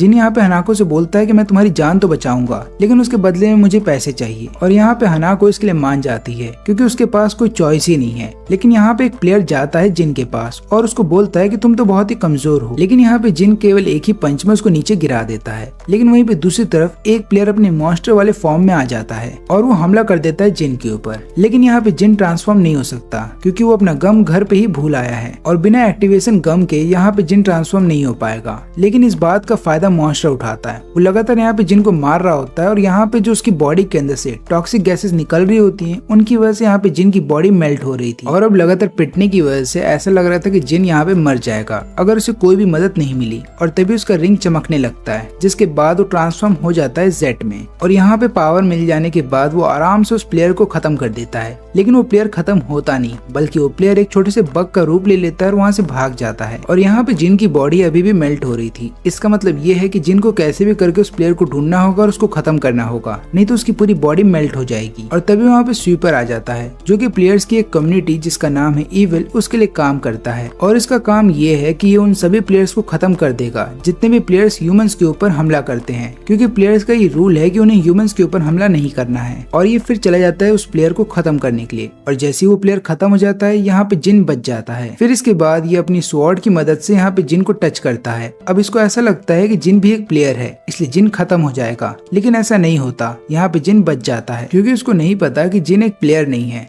लेकिन यहाँ पे जिन एक पूरी तरीके से ह्यूमन भी नहीं है। और तभी हम देखते हैं कि वहाँ पे सेजी आ जाता है जो कि स्वीपर को बोलता है कि पीछे हट जाओ, अभी फिलहाल के लिए हमें जेड के ऊपर हमला नहीं करना है। फिर यहाँ पे जिन पूछता है कि तुम कौन हो, लेकिन ये सवाल सुनने के बाद सेजी यहाँ पे मुस्कुराता है क्योंकि सेजी को पता है कि वो बचपन से ही जिन का पीछा कर रहा है और वो जिन को ये बात भी बताता है कि मुझे पता है कि तुम्हारा जन्म कहाँ हुआ था, लेकिन ये सब छोड़ो, अभी फिलहाल के लिए इस लड़की का ध्यान रखना। और इतना बोलने के बाद वो उधर से गायब हो जाता है। अब इसके बाद जिन मिलता है मित्सुगाई से और यहाँ पे उसको मित्सुगाई से पता चलता है कि स्वीपर एक कम्युनिटी के लिए काम करता है जिसका नाम है इविल, क्योंकि अगर कोई भी प्लेयर ह्यूमंस के बीच में रहना चाहता है तो उसे रहने दिया जाता है। लेकिन यहाँ पे प्लेयर्स को कुछ रूल्स फॉलो करने होते हैं और अगर उन रूल्स को तोड़ा गया तो प्लेयर्स को एलिमिनेट कर दिया जाएगा स्वीपर के द्वारा। लेकिन यहाँ पे सेजी बहुत चालाक है, एक तरफ तो वो प्लेयर्स को मैनिपुलेट कर रहा है ताकि वो लोग ह्यूमंस को जाकर के मारे और वहीं पे दूसरी तरफ वो ह्यूमंस का भी फायदा उठा रहा है ताकि वो लोग प्लेयर्स को खत्म करे। और फिर यहाँ पे एक दिन जीरो कुगा से मिलता है और वो उसको बताता है कि मुझे तुम्हारा टेस्ट लेना है। इस टेस्ट में तुम्हें करना ये है कि तुम्हें चुनना होगा कि तुम किसको बचाओगे। एक तरफ तो 3 लड़कियां हैं जो कि तुम्हारी फैंस हैं और उनके ऊपर कभी भी अटैक हो सकता है, और दूसरी तरफ तुम्हारी बहन कोनोहा है जो कि इस समय अपनी स्विमिंग क्लासेस ले रही है, लेकिन वहाँ की जो टीचर है उसने उसको पानी में फेंक दिया है और तुम्हारी बहन डूब रही है। अब बताओ तुम किसको बचाओगे। कुगा यहाँ पे फैसला करता है कि वो अपनी बहन को बचाएगा। वो तुरंत ही अपनी बहन के पास पहुंच तो जाता है, लेकिन बाद में उसे पता चलता है कि ये सब झूठ था क्योंकि यहाँ पे कोनोहा की जान खतरे में नहीं है, उससे झूठ बोला गया था। और वहीं पे दूसरी तरफ जो 3 लड़कियां थी जो उसकी फैन थी उन सबको मार दिया गया था। फिर इसके बाद यहाँ पे जीरो कॉल करता है कुगा को और उसको बताता है कि तुम कभी भी हीरो नहीं बन पाओगे, क्योंकि एक हीरो कभी भी स्ट्रेंजर्स की जान सबसे पहले बचाता है, ना कि अपने फैमिली मेंबर्स की। लेकिन तुम एक ऐसे हीरो जो कि हर बार अपने फैमिली मेंबर को ही चुनते हो, क्योंकि जस्टिस कभी भी पर्सनल नहीं होना चाहिए। और ये सुनने के बाद अब यहाँ पे कुगा को बुरा लगता है और उसको सही में ऐसा लग रहा होता है कि शायद वो हीरो बनने के काबिल नहीं है, क्योंकि उसकी वजह से 3 लोग मारे जा चुके हैं। और यहाँ पे जब जिन अपने घर जा रहा होता है तो वो देखता है कि रास्ते में उसको कोनोहा मिलती है। वो उसको बोलता है कि मैंने तुम्हें कहा था ना कि तुम यहाँ पे मत आया करो, लेकिन यहाँ पे कोनोहा आई होती है उसका पेंडेंट लौटाने के लिए। लेकिन जब वो देखती है कि यहाँ पे जिन दूसरी लड़की के साथ है तो उसका दिल टूट जाता है और उसको ऐसा लगता है कि शायद जिन उससे दूर हो गया है, इसलिए वो यहाँ पे कुछ बोल ही नहीं पाती और जिन आगे चला जाता है। लेकिन यहाँ पे 2 प्लेयर्स लगातार जिन के ऊपर नजर रख रहे थे और वो दोनों यहाँ पे कोनोहा और उसकी दोस्त को बंदी बना लेते हैं ताकि जिन को ट्रैप में फंसाया जा सके। जैसे ही जिन को इसके बारे में पता चलता है वो जाता है दोनों की जान बचाने के लिए, लेकिन वो रास्ते में ही फंस जाता है क्योंकि एक प्लेयर रास्ते में उससे लड़ने लगता है और वहीं पे दूसरा प्लेयर दोनों लड़कियों को लगातार टॉर्चर कर रहा था। अब यहाँ पे प्लेयर जिन के ऊपर भारी पड़ रहा था और यहाँ पे जिन चाह करके भी इससे लड़ नहीं सकता क्योंकि जिन अपना एक्टिवेशन गम फिर से घर पे भूल आया है, जिसकी वजह से वो अपने जेट वाले ट्रांसफॉर्मेशन को कंप्लीट नहीं कर सकता। अब यहाँ पे ये प्लेयर जिन को घायल कर देता है और जिन की बॉडी से खून निकल रहा था, लेकिन उसके बावजूद भी जिन यहाँ पे हार मानने से मना कर देता है क्योंकि उसको पता है कि उसी की वजह से यहाँ पे कोनोहा मुसीबत में फंसी है और उसको ये बात बहुत अच्छे से पता है कि अगर उसने हार मान ली तो यहाँ पे कोनोहा की जान चली जाएगी, इसलिए वो लगातार लड़ता रहता है प्लेयर से। अब यहाँ पे जिन फिक्र नहीं करता कि उसकी बॉडी को क्या होगा, उसे कैसे भी करके बस इस प्लेयर को हराना है ताकि वो कोनोहा की जान बचा सके। लेकिन यहाँ पे जिन की इसी विल पावर की वजह से उसका जेड फैक्टर लगातार बढ़ता रहता है। इसका मतलब ये है कि अब बहुत ही जल्द वो जेड वाले ट्रांसफॉर्मेशन को कंप्लीट कर पाएगा। लेकिन वहीं पे दूसरी तरफ ये वाला प्लेयर यहाँ पे टॉर्चर करता है कोनोहा को। वो उसके गले पे एक कट लगा देता है क्योंकि इस प्लेयर को मजा आता है जब कोई तड़प के मरता है, और यहाँ पे वो देख रहा होता है कोनोहा को मरते हुए। और यहाँ पे कोनोहा भी मॉन्स्टर को देख करके इतना ज्यादा डर जाती है कि वो अपने ब्लैडर के ऊपर कंट्रोल नहीं कर पाती। लेकिन थोड़ी देर के बाद जिन उधर पे आ जाता है। वो कोनोहा को तुरंत उठा करके उधर से जाने वाला था, लेकिन तुरंत ही वो मॉन्स्टर उसके ऊपर हमला कर देता है और यहाँ पे ये मॉन्स्टर अपने हाथ को जिन के सीने के आर पार कर देता है। अब वैसे तो जिन को मर जाना चाहिए था, लेकिन यहाँ पे जिन इसलिए बच जाता है कि उसका रिंग तुरंत ही एक्टिवेट हो जाता है। लेकिन वो अपने जेट वाले ट्रांसफॉर्मेशन को इसलिए कंप्लीट नहीं कर पाता क्योंकि उसकी बॉडी इतनी ज्यादा स्ट्रॉन्ग नहीं है, इसलिए वो उस प्लेयर से लड़ने के लिए अकेले चला जाता है। लेकिन बाद में यहाँ पे जिन को पता चलता है कि जिस प्लेयर से वो लड़ने वाला है वो अपने ही डुप्लीकेट्स बना सकता है, और यहाँ पे जिन इन सबको अकेले हरा रहा होता है। लेकिन आखिरी में एक प्लेयर बच जाता है जो कि जिन की तरफ आ रहा था उसको मारने के लिए, लेकिन तभी उधर पे कूगा आ जाता है। वो उस प्लेयर को खत्म तो कर देता है, लेकिन बाद में यहाँ पे कूगा को पता चलता है कि जिन की हालत बहुत ज्यादा खराब है। जिन यहाँ पे बोलता है कि मेरी फिक्र मत करो, तुरंत ही अपनी बहन को बचाओ क्योंकि उसकी हालत बहुत ज्यादा खराब है और वो कभी भी मर सकती है।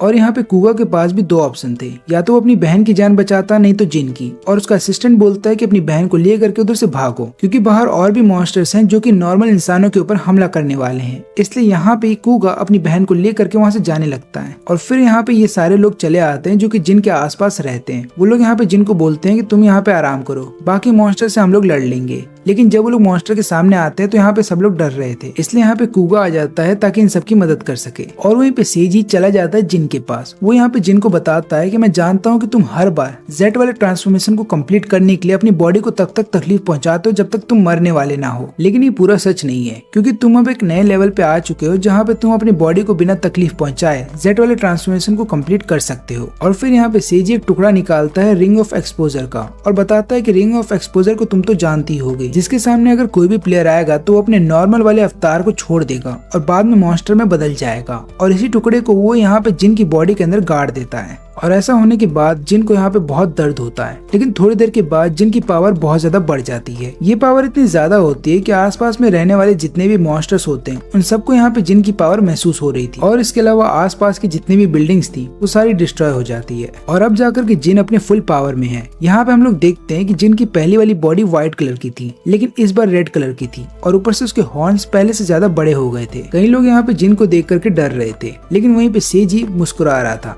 ऐसा इसलिए था क्योंकि सेजी शुरू से करना चाहता था। वो यहाँ पे जिन को उसकी फुल पावर देना चाहता था और उसने ऐसा कर भी दिया। यहाँ तक कि जिन की रफ्तार भी इतनी ज्यादा बढ़ गई थी कि उसे कैमरे से ट्रैक करना भी मुश्किल हो रहा था, और ऊपर से उसके हाथ में जो रिंग थी उसकी वजह से यहाँ पे जितने भी प्लेयर्स होते हैं वो अपने मॉन्स्टर वाले फॉर्म में आ जाते हैं। यहाँ पे प्लेयर्स ह्यूमन वाले फॉर्म में आने की कोशिश तो करते हैं, लेकिन वो ऐसा कर नहीं पाते क्योंकि यहाँ पे जो रिंग होती है उसकी लाइट की वजह से हर कोई अपने असली रूप में ही आ रहा था। यहाँ पे जिनकी पावर इतनी ज्यादा बढ़ गई थी कि वो बहुत ही आराम से हर एक मॉन्स्टर को खत्म कर रहा था। और यहाँ पे जब इस मॉन्स्टर से वो लड़ रहा होता है तब वो देखता है कि वहाँ पे सेजी भी है। अब यहाँ पे लेकिन सेजी को देखने के बाद ये मॉन्स्टर बोलता है कि ये काम हमने तुम्हारे बोलने पे ही किया था, तुमने बोला था कि जिन के ऊपर हमला करो और हमने किया भी। लेकिन यहाँ पे सेजी बताता है कि ये सारा मेरा प्लान था, मैं चाहता था कि तुम लोग जिन के ऊपर हमला करो जिसकी वजह से यहाँ पे जिन अपने ट्रू पोटेंशियल को जान सके। और तुम देख सकते हो कि जिन कितना ज्यादा पावरफुल बन चुका है। फिर यहाँ पे जिन उस मॉन्स्टर को आराम से खत्म कर देता है। लेकिन फिर इसके बाद हम लोग देखते हैं कि जिन के चेस्ट के अंदर जो ऑर्बिट डाला गया था सेजी के द्वारा वो टूट जाता है क्योंकि यहाँ पे जिन की बॉडी इतनी सारी पावर को झेल नहीं पाती और वो अपने पुराने वाले अवतार में ही आ जाता है। और वहीं पे दूसरी तरफ कूगा दूसरे मॉन्स्टर से लड़ रहा होता है। लेकिन यहाँ पे प्रॉब्लम कूगा को ये आ रही थी कि ये मॉन्स्टर अपने ही कई सारे डुप्लीकेट बना सकता है, और यही कारण था कि यहाँ पे कूगा इसको मार नहीं पा रहा था। लेकिन फिर वहाँ पे जिन आता है कूगा की मदद करने के लिए, और यहाँ पे ये दोनों मिल करके इस मॉन्स्टर को खत्म कर रहे होते हैं। सबसे पहले तो ये दोनों मिल करके उसके सारे डुप्लीकेट्स को खत्म कर देते हैं और फिर बड़े वाले मॉन्स्टर को भी मार गिराते हैं। लेकिन फिर यहाँ पे जिन की बॉडी को कुछ होने लगता है और वो अपने नॉर्मल अवतार में आ जाता है। फिर यहाँ पे कूगा जब जिन के पास आता है तो जिन को देख करके समझ जाता है कि इतने समय से इन सभी प्लेयर से लड़ रहा था जिन अकेले ही, और वहीं पे दूसरी तरफ वो केवल सूट पहन करके हीरो बनने की एक्टिंग कर रहा था। और फिर यहाँ पे कूगा रोते हुए जिन से माफी भी मांगता है और उसको बताता है कि मुझे समझ में आ गया है कि हीरो बनना इतना आसान नहीं है। लेकिन अब कूगा के मन में कई सारे सवाल थे।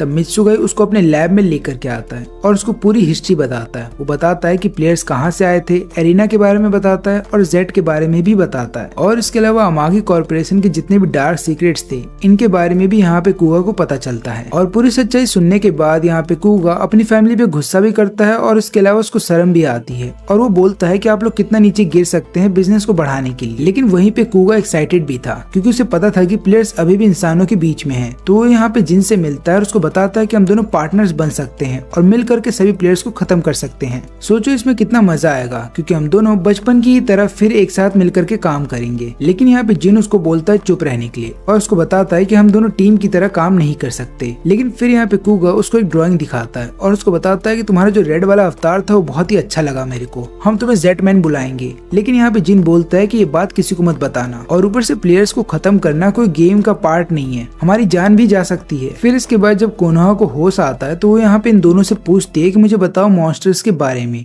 क्योंकि उस मॉन्स्टर ने मेरे को बताया था कि हमारी ही फैमिली ने बनाया था इन सभी प्लेयर्स को, इसलिए मुझे सच्चाई जाननी है। लेकिन यहाँ पे जिन उसको झूठ बोलता है कि हमें इसके बारे में कुछ नहीं पता, क्योंकि यहाँ पे जिन को पता था कि अगर कोनोहा को पूरी सच्चाई पता चल गई तो कोनोहा की जान को खतरा है। फिर इसके बाद जब जिन घर आता है तो हनाको को गले लगा लेता है और फिर यहाँ पे हनाको को पूरी सच्चाई बताता है कि मैं तुमसे प्यार करता हूँ और यहाँ पे वो ये भी बताता है कि मुझे तुम्हारे साथ एक फैमिली स्टार्ट करनी है, क्योंकि अपनी लाइफ में पहली बार जिन नॉर्मल जिंदगी बिताना चाहता है। और यहाँ पे हनाको इसके लिए मान जाती है क्योंकि हनाको भी शुरू से अकेले ही रही है, इसलिए वो सोचती है जिन के साथ फैमिली स्टार्ट करने की। लेकिन फिर हम देखते हैं मित्सुगाई को जो कि कुगा और जिन दोनों को ही अपनी फैसिलिटी में बुलाता है और उन दोनों को बताता है कि एक ऐसी सच्चाई है जो मुझे तुम दोनों को बतानी है। फिर इसके बाद ये दोनों एक वॉल्ट के पास आते हैं और जब ये वॉल्ट खुलता है तो यहाँ पे जिन देख करके हैरान था कि उसके सामने कंजाकी का सिर है। यहाँ पे मित्सुगाई बताता है कि उस हादसे के बाद कंजाकी का बॉडी तो खराब हो गया था लेकिन उसका ब्रेन काम का था, इसलिए हमने उसका ब्रेन यहाँ पे ला करके रख दिया और अभी तक से उसका ब्रेन काम कर रहा है। अब यहाँ पे कंजाकी कुछ बोल तो नहीं सकता लेकिन वो जो भी सोचता है वो कंप्यूटर स्क्रीन पे दिखाई दे रहा था। वो फिर यहाँ पे जिन से पूछता है कि तुम कैसे हो और ऊपर से मैंने जो पेंडेंट तुम्हें दिया था वो तुम्हारे पास है कि तुमने कहीं घुमा दिया। लेकिन यहाँ पे जिन कुछ बोल ही नहीं पाता, वो तो बस अपने फादर को देख करके लगातार रो रहा होता है। यहाँ पे मित्सुगाई जिन को ये बात भी बताता है कि हमने कंजाकी को इसलिए जिंदा रखा है क्योंकि कंजाकी को ही पता है कि तुम अगले लेवल तक कैसे जाओगे। लेकिन यहाँ पे जिन को इन चीजों की परवाह नहीं होती, वो बोलता है कि मैं बस इतना चाहता हूँ कि मेरे फादर अब आराम करें, इसलिए वो कंजाकी का सिर वहाँ से ले जाने लगता है। और आखिरी बार यहाँ पे कंजाकी जिन से पूछता है कि तुम ठीक तो हो ना, तो यहाँ पे जिन बताता है कि हाँ मैं ठीक हूँ और ऊपर से मैं अच्छा खाना भी खा रहा हूँ और मैं एक अच्छी जगह पे रहता भी हूँ। और ये बोलते समय यहाँ पे जिन रो रहा था क्योंकि जिन को पता होता है कि वो आखिरी बार अपने फादर से बात कर रहा है। और यहाँ पे सेजी जिन का खून लेकर के आया था और उसके डीएनए की मदद से उसने 2 क्लोन बनाए थे, क्योंकि यहाँ पे सेजी को पेंडेंट चाहिए जो कि कोनोहा के पास है, इसलिए वो अपने दोनों क्लोन को भेज देता है अमागी मैंसन में। अब यहाँ पे एक क्लोन सीधा कोनोहा के बेडरूम में चला जाता है और कोनोहा से पेंडेंट छीन लेता है। और यहाँ पे कोनोहा को ऐसा लगता है कि जिन मेरे साथ इतना गलत हरकत कैसे कर सकता है। लेकिन वहीं पे हम देखते हैं कि जब ये दोनों क्लोन घर छोड़ करके भागने वाले होते हैं कि तभी वहाँ पे जिन और कुगा दोनों आ जाते हैं। ये दोनों मिल करके एक क्लोन को तो खत्म कर देते हैं, लेकिन वहीं पे दूसरा क्लोन पेंडेंट लेकर के यहाँ से भाग जाता है। फिर इसके बाद ये दोनों कोनोहा के पास आ जाते हैं उसकी मदद करने के लिए। लेकिन यहाँ पे कोनोहा जिन को देखने के बाद घबरा जाती है, उसको समझ में ही नहीं आता कि उसको जिन के ऊपर भरोसा करना चाहिए या फिर नहीं। लेकिन यहाँ पे इन सबको ये बात नहीं पता कि जीरो ने इनके पूरे घर के अंदर कई सारे बम रख दिए हैं और जब ये तीनों घर के अंदर होते हैं तब यहाँ पे जीरो सारे बम को ब्लास्ट कर देता है। तो यहाँ पे जीरो को ऐसा लगता है कि शायद उसने इन तीनों को खत्म कर दिया। और वहीं पे दूसरी तरफ हनाको अपने पेरेंट्स को बताती है कि मैं एक लड़के से प्यार करती हूँ और उसी के साथ मैं अपनी पूरी जिंदगी बिताना चाहती हूँ। उसके पेरेंट्स उसको ऐसा करने से मना करते हैं, लेकिन यहाँ पे हनाको बताती है कि मेरी जिंदगी है तो मैं जो भी चाहूँ वो कर सकती हूँ। और यहाँ पे हनाको को ऐसा लग रहा था कि कोई भी उसको नहीं समझता सिवाय जिन के, इसलिए वो जिन के पास वापस आ जाती है और बोलती है कि हम दोनों एक फैमिली स्टार्ट कर सकते हैं और मैं वादा करती हूँ कि मैं तुम्हें कभी छोड़ के नहीं जाऊंगी। और ये सुनने के बाद जिन उसको किस करता है क्योंकि यहाँ पे जिन भी एक फैमिली स्टार्ट करना चाहता था। लेकिन यहाँ पे सेजी के पास अब हर चीज है। सेजी के पास एक ऐसी आर्मी है प्लेयर्स की जो कि ह्यूमंस के बीच में छुप करके नहीं रहना चाहते, और उसके पास वो पेंडेंट भी है जिसके अंदर रेड स्टोन है। यहाँ पे सेजी का प्लान ये था कि वो प्लेयर्स के बारे में पूरी दुनिया को बता देगा ताकि वो पूरी दुनिया को बदल सके और पूरी दुनिया के ऊपर अपना कंट्रोल बना सके। लेकिन फिर एक दिन इवल कम्युनिटी के जो मास्टर होते हैं वो यहाँ पे जिन से कांटेक्ट करते हैं और उसको मिलने के लिए बुलाते हैं एक जगह पे, और वो यहाँ पे जिन को बताते हैं कि हमें कैसे भी करके सेजी को रोकना होगा। और यहाँ पे जिन भी इसके लिए मान जाता है क्योंकि उसको पता है कि सेजी को कैसे भी करके रोकना होगा इससे पहले कि वो पूरी दुनिया को खत्म कर दे। लेकिन यहाँ पे कुगा पूल के साइड में खड़ा था और यहाँ पे कोनोहा लगातार पानी में फ्लोट कर रही थी और वो सीलिंग को देख करके लगातार जिन के बारे में ही सोच रही थी। फिर उसके बाद वो अपनी बॉडी को पलटती है और थोड़ी देर के लिए डूबने की कोशिश करती है। लेकिन यहाँ पे कुगा को ऐसा लगता है कि शायद कोनोहा डूब रही है, इसलिए वो तुरंत ही जा रहा होता है उसकी मदद करने के लिए। तब यहाँ पे कोनोहा बताती है कि मैं ठीक हूँ और ऊपर से मैं प्रैक्टिस कर रही थी क्योंकि अगले हफ्ते ही मेरा स्विमिंग का टेस्ट है और मुझे सबके सामने शर्मिंदा नहीं होना, यही कारण है कि मैं अपना बेस्ट देना चाहती हूँ।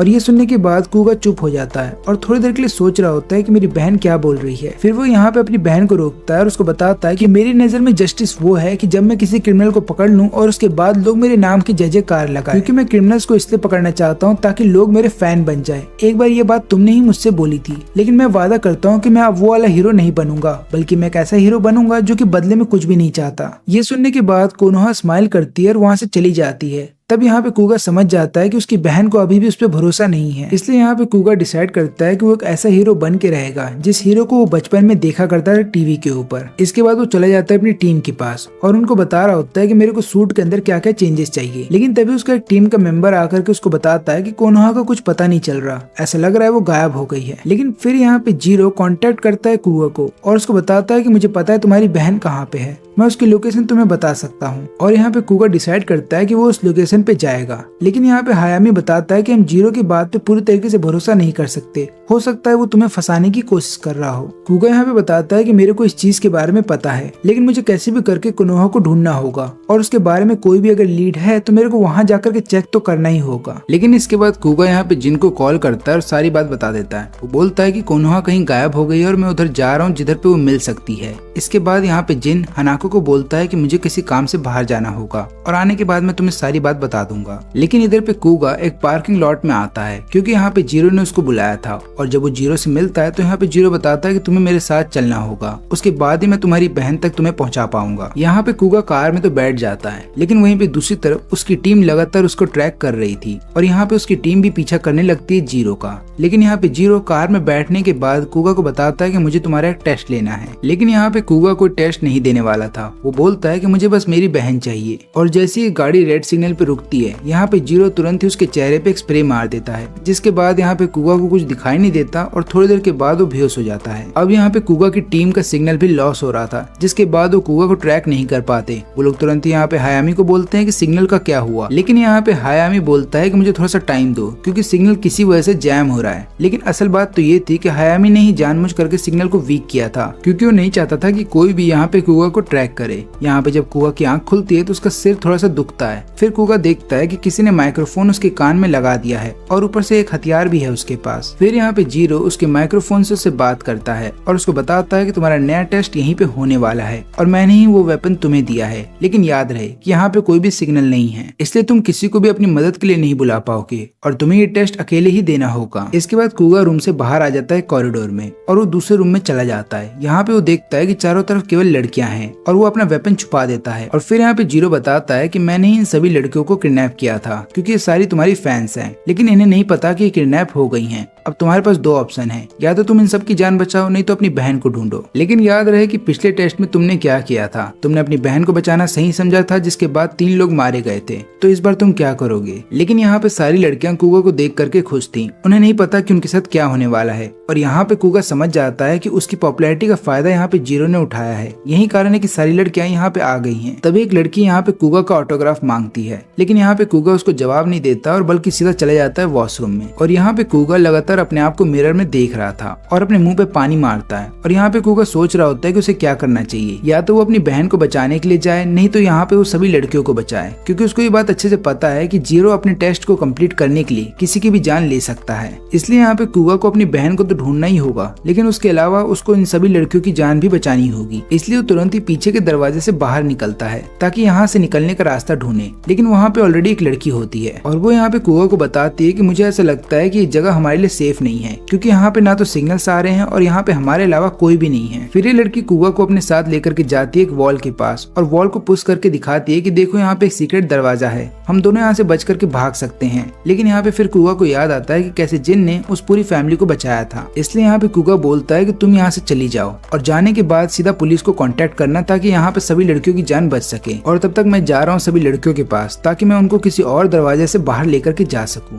जैसे यहाँ पे कुगा सभी लड़कियों के पास आता आता है वो देखता है कि एक और सीक्रेट रूम यहाँ पे खुल चुका है, लेकिन ये रूम एक बेडरूम था और यहाँ पे इस बेडरूम को देखने के बाद हर एक लड़की बहुत खुश थी। तभी अचानक से एक लड़की कुगा को बोलती है कि क्यों ना हम दोनों बेड के ऊपर जाएं, और वो लड़की कुगा से पहले ही बेड पे चली जाती है और तभी एक सीमेंट का बहुत बड़ा सा ब्लॉक उस बेड के ऊपर आकर के गिरता है, जिसके बाद वो लड़की वहीं पे मर जाती है और उसका खून चारों तरफ फैल जाता है। ये देखने के बाद हर एक लड़की डर गई थी और वो तुरंत ही यहाँ पे भागने की कोशिश करती है, लेकिन यहाँ पे कुगा सबको बताता है कि देखो शांत रहो, क्योंकि हो सकता है यहाँ पे और भी ज्यादा ट्रैप्स हों जिसके बाद एक एक करके सब मर सकते हैं। लेकिन यहाँ पे सब इतने ज्यादा डरे हुए हैं कि कोई भी कुगा की बात नहीं सुनता और तभी एक लड़की जो कि उसका ऑटोग्राफ मांग रही थी वो यहाँ पे कुगा के पास आती है और उसको थप्पड़ मारती है और बताती है कि ये सब तुम्हारी गलती है, क्योंकि अगर तुम्हें पता था कि यहाँ पे हमारी जान जा सकती है तो तुमने हमें पहले क्यों नहीं बताया, और ऊपर से तुमने हमें यहाँ पे बुलाया ही क्यों। लेकिन तभी यहाँ पे जैसे ही दरवाजा खुलता है सबको अपने सामने एक लिफ्ट दिखाई देती है, तो सब लोग सोचते हैं कि हम लोग लिफ्ट के जरिए यहाँ से बाहर निकल जाएंगे। लेकिन जैसे ही वो लोग कॉरिडोर के अंदर आते हैं तभी लिफ्ट के दरवाजे बंद हो जाते हैं और यहाँ पे कुगा भी इनके साथ अब फंस जाता है, क्योंकि रूम का दरवाजा भी अब नहीं खुल रहा। लेकिन एक लड़की है जो रूम के अंदर रह जाती है और ये लड़की जानबूझ करके रूम के अंदर रुकती है, क्योंकि वो कुगा के बिहेवियर को देखने के बाद समझ जाती है कि यहाँ पे कुछ तो गलत है। लेकिन तभी कॉरिडोर में एक रोबोट आ जाता है इनके ऊपर हमला करने के लिए, और यहाँ पे जीरो कुगा को बताता है कि तुम्हारे पास दो ऑप्शन है, या तो तुम भाग करके लिफ्ट के पास चले जाओ ताकि तुम यहाँ से निकल सकते हो, नहीं तो तुम्हें यहाँ पे रुकना होगा सभी लड़कियों की जान बचाने के लिए। अब यहाँ पे कुगा अपने वेपन का इस्तेमाल करता है और तुरंत ही रोबोट के ऊपर हमला करने के लिए चला जाता है। लेकिन यहाँ पे कुगा को अपना ध्यान रखना होगा, क्योंकि रोबोट का केवल एक पंच उसकी जान ले सकता है। कुगा चाहे तो इधर से भाग सकता है, लेकिन उसे इन सभी लड़कियों की जान बचानी है। और यहाँ पे जीरो उसको मॉक करते हुए बोलता है कि तुम कभी भी हीरो नहीं बन पाओगे। और यहाँ पे पता ये चलता है कि कोनोहा अभी अकीमी के घर पे है।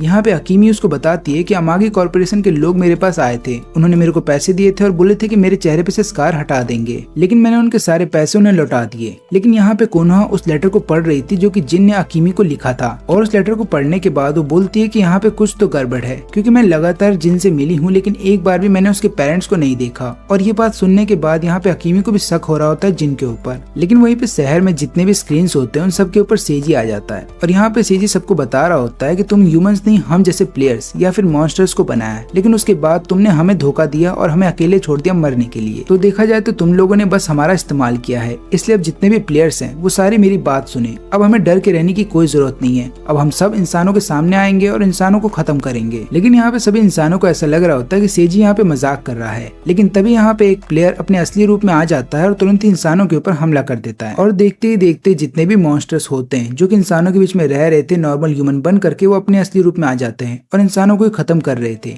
लेकिन तभी यहाँ पे जिन तुरंत ही कॉल करता है अकीमी को और उसको बोलता है कि घर पे ही रहना। और यहाँ पे अकीमी की बातों से उसको पता चल जाता है कि कोनोहा भी उसी के साथ है, इसलिए वो दोनों को ही बोलता है कि घर पे रहना और घर से बाहर बिल्कुल मत निकलना। फिर इसके बाद जिन अपना एक्टिवेशन गम खा लेता है और तुरंत ही एक बिल्डिंग के ऊपर चला जाता है। और यहाँ पे जीरो एक छोटे से बग के जरिए जिन के ऊपर नजर रख रहा था। इसके अलावा वो लगातार कुगा को भी देख रहा था कि कुगा क्या करेगा। यहाँ पे कुगा लगातार रोबोट से लड़ तो रहा था, लेकिन यहाँ पे रोबोट से लड़ते हुए दो लड़कियां मारी जाती हैं। लेकिन उसके बावजूद भी कुगा यहाँ पे सभी लड़कियों को छोड़ करके भागता नहीं है, बल्कि वो लगातार रोबोट से लड़ रहा था। और ये देखने के बाद यहाँ पे जीरो भी हैरान था, क्योंकि जीरो को ऐसा लगा था कि कुगा इन सभी लड़कियों को छोड़ करके वहाँ से भाग जाएगा। लेकिन यहाँ पे हम देखते हैं जिन को, जो कि अपने जेट वाले रूप में आ जाता है और फिर तुरंत यहाँ पे हर एक मॉन्स्टर को खत्म कर रहा था। उसकी रफ्तार इतनी ज्यादा थी कि ह्यूमंस उसको देख नहीं पा रहे थे। और फिर यहाँ पे सेजी उसको देख लेता है। वो यहाँ पे सभी कैमरा को फोकस कर देता है जिन के ऊपर और सबको बोलता है कि देखो, एक मॉन्स्टर दूसरे मॉन्स्टर से लड़ रहा है ताकि वो इंसानों को बचा सके। यहाँ पे जिन सभी इंसानों को बोलता है कि तुम्हें यहाँ से भागना चाहिए, लेकिन सभी इंसान यहाँ पे जिन को देख करके डर गए थे और उन्हें समझ में नहीं आ रहा था कि उन्हें क्या करना चाहिए। फिर यहाँ पे सेजी सबको बता देता है कि जेड को बनाने वाले अमागी कॉर्पोरेशन के ही लोग थे। और यहाँ पे हनाको भी टीवी में देख लेती है जिन को और वो समझ जाती है कि जिन की हकीकत क्या है। लेकिन तभी वहाँ पे उसको एहसास होता है कि कोई वहाँ पे आ चुका है, लेकिन इससे पहले वो कुछ कर पाती, वो आदमी उसको बेहोश करके अपने साथ ले जाता है। और यहाँ पे सेजी सबको ये बात भी बताता है कि अमागी कॉर्पोरेशन ने ही सभी प्लेयर्स को बनाया था और जेड को भी बनाया था। और ये सुनने के बाद हर कोई अब डर जाता है। और यहाँ पे सेजी बताता है कि अब जितने भी लोग यहाँ पे मरने वाले हैं उन सब का कारण होगा अमागी कॉर्पोरेशन, क्योंकि उन्होंने ही ये सब स्टार्ट किया था। अब इधर पे हम कुगा को देखते हैं, जो कि अपने गन का इस्तेमाल करता है और लगातार रोबोट्स के जॉइंट्स पे हमला कर देता है और उसके बाद अपने ही वेपन को स्वॉर्ड में बदल करके फिर से रोबोट के ऊपर हमला कर रहा था। लेकिन यहाँ पे कुगा जितनी बार भी रोबोट के ऊपर हमला कर रहा था उसको दर्द हो रहा था, क्योंकि है तो वो इंसान ही। लेकिन यहाँ पे कुगा को पहली बार मजा आ रहा था, क्योंकि पहली बार उसको एहसास हो रहा था कि हीरो बनना होता कैसे है। और यहाँ पे कुगा अपनी स्वॉर्ड की मदद से इस रोबोट के ऊपर हमला कर देता है और उसके वाइटल ऑर्गन्स को काट भी देता है। और फिर उसको समझ में आता है कि ये कोई रोबोट नहीं है, बल्कि ये भी एक प्लेयर है। लेकिन तभी ये प्लेयर अचानक से कुगा पे हमला हमला कर देता है और उसे पीछे धकेल देता है। लेकिन यहाँ पे कुगा फिर से उठता है और हमला करने के लिए चला जाता है इस रोबोट के ऊपर। वो तुरंत ही यहाँ पे अपने स्वॉर्ड को गन में स्विच करता है और सीधा इसका सिर उड़ा देता है, जिसके बाद ये प्लेयर मर तो जाता है, लेकिन इसके सिर के अंदर से एक छोटा सा बग बाहर आता है। और यहाँ पे हम देखते हैं कि इचिरो को दर्द हो रहा होता है, क्योंकि यहाँ पे जितने भी छोटे बग्स हैं वो सारे इचिरो से कनेक्टेड हैं। अब यहाँ पे सायामा सबके सामने आता है और सबको बोलता है शांत रहने के लिए। फिर यहाँ पे जिन अपने इंसानी वाले रूप में आ जाता है, लेकिन यहाँ पे हर कोई बोलता है कि ये एक मॉन्स्टर है, इसको खत्म करो। लेकिन यहाँ पे सायामा बोलता है कि हम इसको अरेस्ट कर रहे हैं, क्योंकि यहाँ पे सायामा को पता था कि अगर वो ऐसा नहीं करेगा तो यहाँ पे जितनी भी पब्लिक है वो सब यहाँ पे जिन को मारने की कोशिश कर सकती है। और यहाँ पे ये लड़की कुआ के सामने आ जाती है। अब इस लड़की को एक बग कंट्रोल कर रहा था, इसलिए लड़की तुरंत यहाँ पे कुआ को ले जाती है जीरो के पास। और यहाँ पे जीरो जब कुआ से मिलता है तो उसको पूरी सच्चाई बताता है। वो बोलता है कि मैं तुम्हारी फैमिली से इसलिए नफरत करता हूँ क्योंकि तुम्हारे डैड की वजह से मेरे बेटे की हालत हो गई है। कुआ पूछता है कि क्या तुम दोनों प्लेयर्स हो, लेकिन यहाँ पे जीरो बताता है कि हम दोनों ह्यूमंस हैं, लेकिन हम दोनों ने सरवाइव करने के लिए प्लेयर्स के डीएनए का इस्तेमाल किया था। और फिर यहाँ पे जीरो को याद आता है कि किस तरीके से जब प्लेयर्स पागल हो गए थे तब सोचा ये गया था कि लैब को डिस्ट्रॉय कर दिया जाएगा, ये सारी बातें छुपाने के लिए। और तब सीजू यहाँ पे इन दोनों को छोड़ गया था मरने के लिए। लेकिन यहाँ पे जीरो ने अपने बेटे के अंदर डीएनए डाल दिया प्लेयर्स का, ताकि वो अपने बेटे को बचा सके। लेकिन इसके बावजूद भी ये दोनों कई सालों तक लैब के अंदर ही फंसे थे। लेकिन फिर एक दिन सेजी आता है और इन दोनों को वहाँ से बचा करके ले जाता है। और फिर यहाँ पे जीरो बताता है कि मैं ये चाहता हूँ कि तुम अपने ही हाथों से अपने फादर की जान लो, और तभी जाकर के मेरा रिवेंज पूरा होगा। और तभी वहाँ पे हयामी भी आ जाता है। और हयामी को इधर पे देख लेने के बाद कुगा समझ जाता है कि हयामी शुरू से ही जीरो के लिए काम कर रहा था। और फिर इसके बाद ये लड़की अपने सिर के ऊपर गन रख लेती है, जो कि इचिरो उससे करवा रहा था। और यहाँ पे हयामी कुगा को बताता है कि चिंता मत करो, हम तुम्हें मारने वाले नहीं है, बल्कि आगे चल करके तुम्हें ही अमागी कॉर्पोरेशन का नया हीरो बनना है, यानी कि उनका हेड बनना है। और दुनिया वाले तुम्हें हीरो की तरह ट्रीट करेंगे, लेकिन पीछे से पूरे अमागी कॉर्पोरेशन को मैं ही कंट्रोल करूंगा। और यहाँ पे मीडिया के सामने जब कुआ के फादर आते हैं तो सबको बताते हैं कि सेजी ने जो भी बात हमारी कंपनी के बारे में और प्लेयर्स के बारे में बोली है वो सारी बातें झूठी हैं। लेकिन यहाँ पे इचिरो का बग काबे को कंट्रोल कर रहा था। और फिर यहाँ पे काबे सबको बताता है कि सेजी ने जो भी बात कंपनी के बारे में बोली है वो सारी बातें सच हैं। और यहाँ पे मीडिया के सामने वो डॉक्यूमेंट दिखाता है और बोलता है कि प्लेयर्स को हमने ही बनाया था, और ऊपर से हमारी कंपनी को काफी सारी लीगल फंडिंग भी मिली थी। और फिर हमने इसके अलावा काफी सारे वेपन्स भी बनाए, जो कि हमने सारे दुश्मन देश को बेच दिए। और ये सारी बातें बता देने के बाद वो सबके सामने खुद का ही भेजा उड़ा लेता है। और अब यहाँ पे जीरो बोल रहा होता है कि हमें यहाँ पे कुआ की जान भी लेनी होगी, लेकिन हयामी उसको ऐसा करने से मना करता है। अब दोनों जब आपस में बहस कर रहे होते हैं तभी यहाँ पे हम देखते हैं कि कुगा अपने वेपन को बोलता है कि स्वॉर्ड मोड में एक्टिव हो जाओ। और जैसे इस लड़की के हाथ से उसका वेपन गिरता है तुरंत यहाँ पे कुगा पकड़ लेता है और वो तुरंत ही हमला कर देता है हयामी के ऊपर। फिर इसके बाद वो वापस से उसको गन में कन्वर्ट करता है और यहाँ पे इचिरो और जीरो के ऊपर हमला कर देता है। और यहाँ पे हयामी कुगा को बोलता है कि तुमने मेरे ऊपर हमला क्यों किया, मैं तुम्हें सबके सामने हीरो बना सकता था, मैंने तुम्हारे लिए भी एक प्लान बनाया था। लेकिन यहाँ पे कुगा बोलता है कि मैं तुमसे नफरत करता हूँ क्योंकि तुमने मुझे धोखा दिया है। लेकिन सच्चाई तो ये है कि एक समय था जब मैं तुम्हें अपना बड़ा भाई मानता था, लेकिन मुझे क्या पता था कि तुम मुझे ही धोखा देने वाले हो। इसके बाद कुगा एक और बार उसके ऊपर हमला करता है और उसकी जान ले लेता है। यहाँ पे जीरो और उसका बेटा दोनों ही मर रहे थे, लेकिन मरते समय दोनों एक दूसरे का हाथ पकड़ लेते हैं। और यहाँ पे जीरो मुस्कुरा रहा था क्योंकि उसने फाइनली अमागी फैमिली से बदला ले लिया है। इसके बाद कुगा इस लड़की को उठाता है और बाहर चला आता है। बाहर आ जाने के बाद वो देखता है कि उसके टीम मेंबर्स वहीं पे हैं। वो लोग पूछते हैं कि क्या हुआ था, लेकिन यहाँ पे कुगा बताता है कि मैं तुम्हें कुछ भी एक्सप्लेन नहीं कर सकता। लेकिन तभी उसके टीम मेंबर्स बताते हैं कि हमने सूट को और भी ज्यादा अपग्रेड कर दिया है। और फिर यहाँ पे कुगा तुरंत ही सूट पहनता है और इन सबको बोलता है कि इस लड़की का ध्यान रखना। और इतना बोलने के बाद वो चला जाता है प्रेस कॉन्फ्रेंस में। और इधर पे हम देखते हैं कि सेजी आ जाता है कुगा के फादर से मिलने के लिए। लेकिन यहाँ पे कुगा के फादर ने ऑलरेडी एक आर्मी तैयार करके रखी थी सेजी के लिए। वो तुरंत ही सेजी के ऊपर हमला कर देते हैं। लेकिन यहाँ पे सेजी के साथ भी एक प्लेयर था जो कि सारे बुलेट्स को अपने ऊपर ले लेता है और यहाँ पे सेजी को कुछ नहीं होता। फिर सेजी यहाँ पे कुगा के फादर के पास चला जाता है और बोलता है कि ये तरीका नहीं है अपने मेहमानों का वेलकम करने का। और इधर पे कुगा के टीममेट्स उसको बताते हैं कि ऐसा लग रहा है कि तुम्हारी बॉडी बहुत ज्यादा डैमेज है अंदर से, इसलिए एक काम करो, सूट को खोल दो और वापस आ जाओ।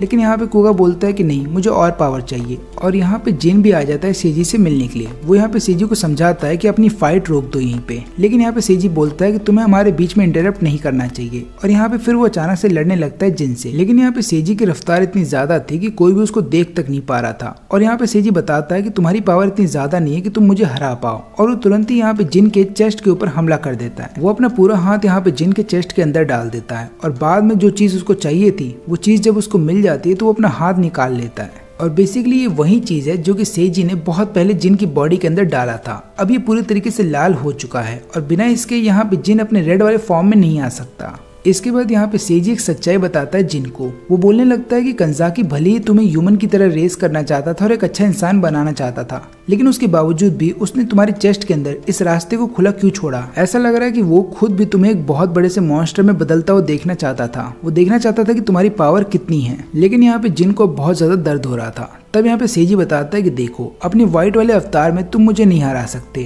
और अगर तुम्हें ये स्टोन चाहिए तो तुम्हें मेरी बात माननी होगी और तुम्हें अपने अंदर के मॉन्स्टर को बाहर आने देना होगा और एक ऐसा मॉन्स्टर बन जाओ जो कि सभी इंसानों को खत्म कर दे। और यहाँ पे कोनोहा अकीमी को बोलती है कि मुझे यहाँ से जाना होगा। अकीमी उसको मना करती है कि बाहर अभी मत जाओ, बाहर कई सारे मॉन्स्टर्स हैं। लेकिन यहाँ पे कोनोहा बोलती है कि बाहर जिन और कुगा दोनों ही मॉन्स्टर से लड़ रहे हैं, इसलिए मुझे भी जाना होगा उनकी मदद करने के लिए। और इतना बोलने के बाद वो घर से बाहर चली जाती है। इधर पे कुगा जैसे ही आ जाता है वो तुरंत ही सेजी के ऊपर हमला कर देता है, लेकिन सेजी तो वहाँ से भाग जाता है और उसके साथ जो प्लेयर था वो हमला कर देता है यहाँ पे कुगा के ऊपर। लेकिन कुगा की पावर इस बार इतनी ज्यादा थी कि वो एक ही बार में यहाँ पे इस प्लेयर को खत्म कर देता है। और यहाँ पे जितने भी मीडिया के लोग थे वो सब लोग यहाँ पे कुगा को देख करके समझ रहे थे कि कुगा उन सबका हीरो है। लेकिन तभी यहाँ पे कुगा चला जाता है जिन के पास और जिन यहाँ पे उसको बताता है कि जो रेड स्टोन सेजी के पास है वो ला करके मुझे दो। कुगा फिर यहाँ पे सेजी को ढूंढने लगता है और उसको सेजी मिल भी जाता है। जब वो रेड स्टोन को देखता है तो उसको याद आता है कि इसी तरीके का रेड स्टोन तो पेंडेंट के अंदर भी हुआ करता था जो कि जिन के पास पहले था। लेकिन अब यहाँ पे मीडिया के सामने कुगा के फादर सबको ये बता रहे होते हैं कि जिन ने ही सारे लोगों की जान ली है और उसके बाद वो अपनी आर्मी को बोलते हैं कि जिन की जान ले लेना। और इसके अलावा वो अपने बेटे को भी यहाँ पे ऑर्डर देते हैं कि जिन को मार दो, क्योंकि यहाँ पे कुगा के फादर को पता चल गया था कि सूट के अंदर उन्हीं का बेटा है, इसलिए वो तुरंत ही अपने बेटे को बोलते हैं कि जिन की जान ले लो। लेकिन यहाँ पे कुगा ऐसा नहीं करता, बल्कि वो गन यहाँ पे अपने ही फादर के सामने रख देता है और इसके बाद वो मीडिया के सामने सबको बताता है कि मेरे फादर ईविल हैं, क्योंकि उन्होंने ही प्लेयर्स को बनाया और उनकी वजह से न जाने कितने मासूम मारे जा चुके हैं। लेकिन यहाँ पे जो उसका सूट होता है वो लगातार उसको वार्निंग दे रहा होता है कि हमारे ऊपर कई सारे हमले हो सकते हैं, क्योंकि यहाँ पे सारे सोल्जर्स एम करके रखे थे कुगा के ऊपर। लेकिन उसके बावजूद भी कुगा यहाँ पे नहीं डरता अपने फादर से और फाइनली वो अपने फादर के ऊपर हमला कर देता है। लेकिन तभी एक लड़की बीच में आ जाती है जो कि यहाँ पे बुलेट को अपने ऊपर ले लेती है। कुगा के फादर तो बच जाते हैं, लेकिन दूसरा शॉट फिर से कुगा के फादर के ऊपर चलाया जाता है, जिसके बाद कुगा के फादर मर जाते हैं। लेकिन तभी यहाँ पे सेजी सभी मीडिया वालों को बताता है कि जितने भी प्लेयर्स यहाँ पे हैं वो अपने असली रूप में आ सकते हैं। और उसके बाद मीडिया में जितने भी प्लेयर्स छुपे हुए थे वो सारे अपने असली रूप में आ जाते हैं। लेकिन थोड़ी देर के बाद बिल्डिंग के अंदर बहुत बड़ा धमाका होता है और यहाँ नीचे से कोनोहा ये सब देख लेती है। कोनोहा यहाँ पे पुलिस वालों को बता रही होती है कि मेरे को बिल्डिंग के अंदर जाने दो, लेकिन उसको जाने नहीं दिया जाता।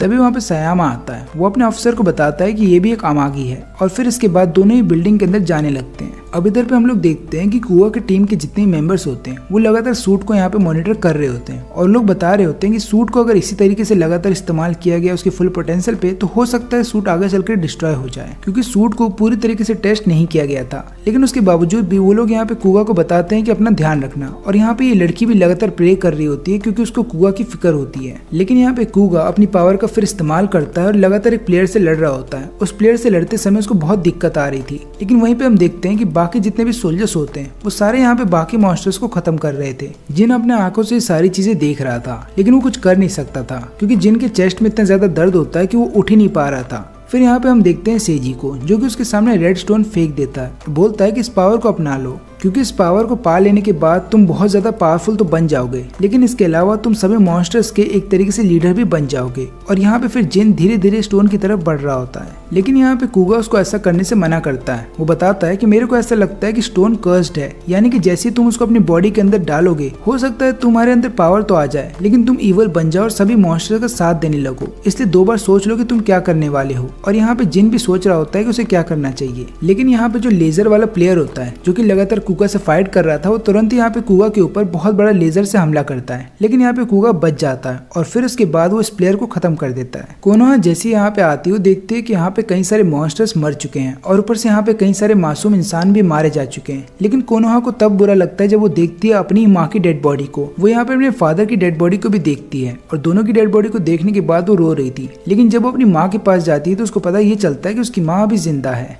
और यहाँ पे सेजी जिन को बोलता है कि तुम्हें जल्दी फैसला करना होगा, क्योंकि बहुत जल्द तुम अपने ही सामने अपने लोगों को मरते हुए देखोगे। और फिर हम देखते हैं कि एक प्लेयर वहाँ पे हनाको को ले आता है। अब यहाँ पे जिन को फिक्र होती है हनाको की, इसलिए वो तुरंत ही रेड स्टोन की तरफ बढ़ रहा था। लेकिन तुरंत ही हम देखते हैं कि यहाँ पे कुगा उसके ऊपर हमला कर देता है और उसको बोलता है कि रेड स्टोन का इस्तेमाल मत करना। लेकिन तभी यहाँ पे सेजी बोलता है कि तुम अपनी फिक्र करो, और उसके बाद वो सभी मॉन्स्टर्स को यहाँ पे ऑर्डर देता है कि तुरंत ही कुगा के ऊपर हमला करने के लिए चले जाओ। और यहाँ पे कई सारे मॉन्स्टर्स कुगा के ऊपर हमला कर रहे थे, लेकिन फिर कुगा एक एक करके सभी मॉन्स्टर्स को हरा रहा था। और यहाँ पे जिनको फिक्र होती है कि कहीं हनाको की जान चली ना जाए, इसलिए वो तुरंत ही रेड स्टोन को अपने हाथों में पकड़ लेता है। कुगा फिर उसके सामने आता है और बोलता है कि देखो तुम रेड स्टोन का इस्तेमाल तो कर रहे हो, लेकिन याद रहे कि अगर तुमने दुश्मनों का साथ दिया तो मुझे तुम्हें मारना होगा। और यहाँ पे जिन बोलता है कि तुम ऐसा कर सकते हो। इसके बाद जिन स्टोन को अपनी बॉडी के अंदर डाल देता है और वो फिर से पावरफुल बन जाता है। लेकिन इस बार जो उसका रेड वाला फॉर्म था वो पहले से भी ज्यादा बड़ा था, यानी कि वो सबसे हाइट में ज्यादा बड़ा लग रहा था। जिसके बाद यहाँ पे कुगा को उससे डर लगता है और वो अपना गन उसकी तरफ कर देता है। लेकिन यहाँ पे जिन बताता है कि देखो मुझे मारने की कोई जरूरत नहीं है, मैं अपने पूरे कंट्रोल में हूँ। लेकिन यहाँ पे जिन के हाथ में जो रिंग था उसकी चमक से यहाँ पे जितने भी प्लेयर्स होते हैं वो अपने असली मॉन्स्टर वाले रूप में आ जाते हैं। फिर इसके बाद यहाँ पे सेजी अपने असली रूप में आने लगता है। लेकिन यहाँ पे जिन को सबसे बड़ा धक्का ये लगता है जब उसको ये पता चलता है कि हनाको भी एक प्लेयर है और वो भी अपने मॉन्स्टर वाले रूप में आ रही है। और यहाँ पे सेजी बताता है कि प्लेयर्स को अब इंसानों से डरने की कोई जरूरत नहीं है। और इतना बोलने के बाद वो यहाँ पे जितने भी सोल्जर्स होते हैं उन सबको बीच में से काट देता है। कुगा को यहाँ पे सभी सोल्जर्स के लिए बुरा लग रहा था क्योंकि सारे सोल्जर्स हैं तो इंसान ही। लेकिन तभी यहाँ पे एक प्लेयर जिसके हाथ में स्वॉर्ड है वो हमला कर देता है कुगा के ऊपर। लेकिन वहीं पे जिन चला जाता है उन सभी प्लेयर्स को खत्म करने के लिए जो कि इंसानों को लगातार टॉर्चर कर रहे थे और उनकी जान ले रहे थे। लेकिन तभी यहाँ पे सेजी जिन को बताता है कि हनाको एक सैंड मॉन्स्टर है। इसका मतलब ये है कि अगर तुमने मेरी बात नहीं मानी तो वो इस पूरे एरिया को सैंड में बदल देगी। इसके अलावा मैंने हनाको को तुम्हारे पास भेजा था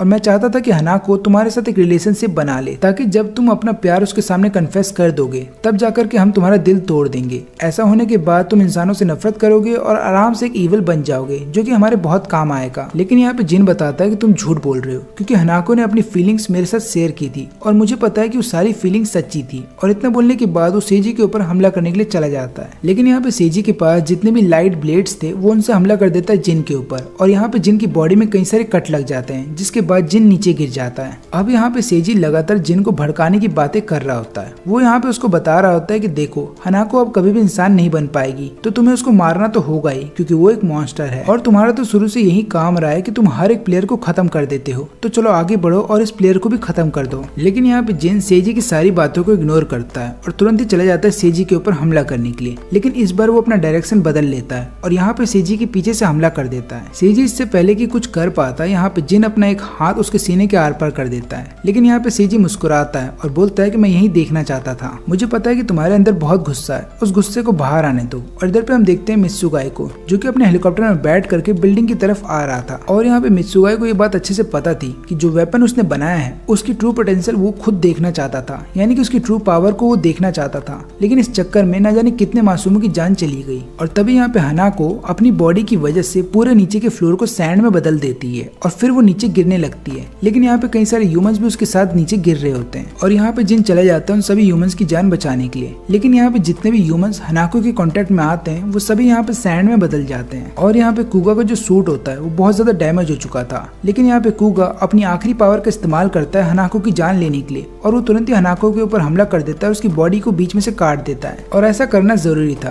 क्योंकि अगर हनाको को नहीं मारा गया तो सभी ह्यूमंस को सैंड में बदल देगी। लेकिन यहाँ पे जिन अंदर से टूट जाता है क्योंकि जिस व्यक्ति से उसने प्यार किया था वही उसके सामने मर गया। उसको पता था कि हनाको एक ह्यूमन नहीं है, लेकिन उसके बावजूद भी वो हनाको से प्यार करता था। और यहाँ पे कोनोहा को ये बात पता चल जाती है कि उसकी माँ के ऊपर गोली कुगा ने ही चलाई थी और ऊपर से उसके फादर की जान भी कुगा ने ही ली है। लेकिन उसकी माँ बताती है कि इसमें कुगा की कोई गलती नहीं है क्योंकि कुगा एक सच्चा हीरो बनना चाहता है और एक सच्चा हीरो हमेशा बुराई को खत्म करता है और इससे कोई फर्क नहीं पड़ता कि बुराई अपनों में है या फिर परायों में। अगर किसी के अंदर भी बुराई है और जो इंसानों को मारना चाहता है तो उसको खत्म करना ही होगा। इसलिए यहाँ पे कुगा ने जो किया वो सही था। और फिर यहाँ पे हम देखते हैं सेजी को जो कि यहाँ पे जिन को लगातार भड़का रहा होता है कुगा के खिलाफ और बता रहा होता है कि देखा, जिस इंसान को तुम अपना सबसे अच्छा दोस्त समझते थे उसी इंसान ने तुम्हारे प्यार को तुमसे छीन लिया। तो मैं तो यही बोलूंगा कि इंसान कभी भरोसे के लायक नहीं होते, इसलिए तुम्हें तो मेरा साथ देना चाहिए और इन सभी इंसानों को खत्म कर देना चाहिए। यहाँ पे कुगा जिन को समझाने की तो कोशिश करता है लेकिन यहाँ पे सेजी कुगा को दूर फेंक देता है। और ऐसा होने के बाद यहाँ पे कुगा का सूट इतना ज्यादा डैमेज हो जाता है कि अब वो किसी काम का नहीं था। और यहाँ पे कोनोहा भी अपने भाई को बताती है कि देखो मैं भी चाहती हूँ कि तुम जस्टिस करो और एक हीरो बनो,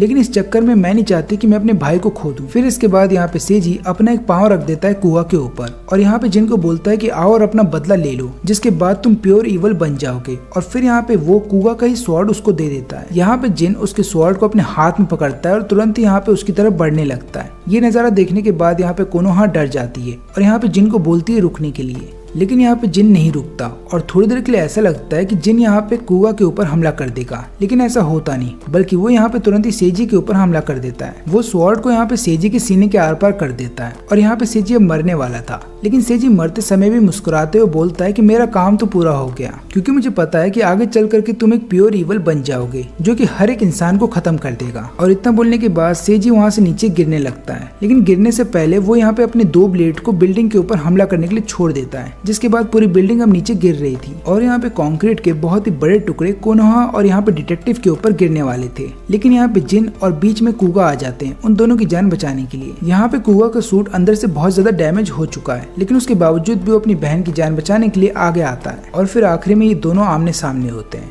यहाँ पे जिन उससे एक सवाल पूछता है कि हनाको पहले एक इंसान हुआ करती थी और वो बहुत ही अच्छी थी, उसने कभी किसी का कुछ नहीं बिगाड़ा, लेकिन उसके बावजूद भी जब वो मॉन्स्टर में बदल गई तो तुमने उसकी जान तुरंत ही ले ली।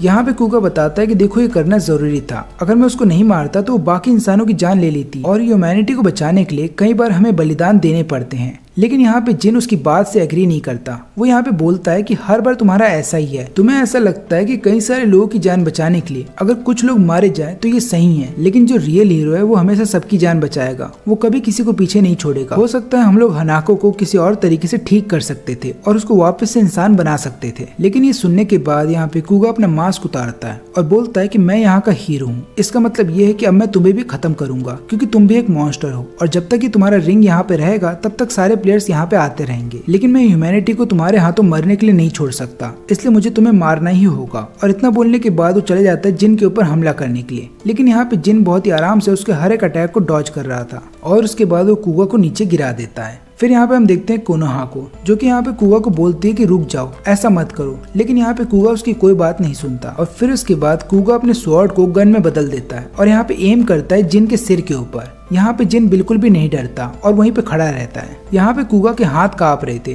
लेकिन उसके बावजूद भी वो फायर कर देता है। फिर इसके 3 साल के बाद हमें दिखाया जाता है कि यहाँ पे शहर एकदम नॉर्मल हो चुका है, लेकिन उसके बावजूद भी अभी भी कुछ ऐसे प्लेयर्स होते हैं जो कि इंसानों के ऊपर हमला कर रहे थे। लेकिन यहाँ पे अब इनके शहर का एक नया हीरो आ चुका है जिसका नाम होता है अल्फा, जो कि यहाँ पे एक प्लेयर को खत्म कर देता है और इंसान की जान बचा लेता है। और क्योंकि इस शहर में अल्फा नाम का एक नया हीरो आ चुका है तो इसी की वजह से शहर अब बहुत ज्यादा सुरक्षित है और ऊपर से प्लेयर्स का दिखना बहुत ज्यादा कम हो चुका है और ऊपर से कोई भी नहीं जानता कि अल्फा के मास्क के पीछे कौन है। फिर हम देखते हैं यहाँ पे कुगा को, जो कि अमागी कॉर्पोरेशन का नया हेड बन चुका है और यहाँ पे हमें ये बात भी पता चलती है कि अभी फिलहाल के लिए वो रिलेशनशिप में है मायो के साथ, यानी कि उसी लड़की के साथ जिसकी उसने जान बचाई थी। फिर इसके बाद हमें 3 साल पहले का फिर से वही सीन दिखाया जाता है जहाँ पे कुगा ने एम कर दिया होता है जिन के ऊपर, लेकिन यहाँ पे वो फायर तो करता है लेकिन जिन को कुछ होता नहीं, बल्कि यहाँ पे जिन कुगा को नीचे गिरा देता है। इसके बाद यहाँ पे जिन की पूरी बॉडी बदल जाती है, यानी कि वो अपनी ट्रू फॉर्म में आ जाता है और वो इतना बड़ा सा मॉन्स्टर बन जाता है कि यहाँ पे स्वीपर धीरे धीरे उसकी तरफ बढ़ रहा था उसको खत्म करने के लिए।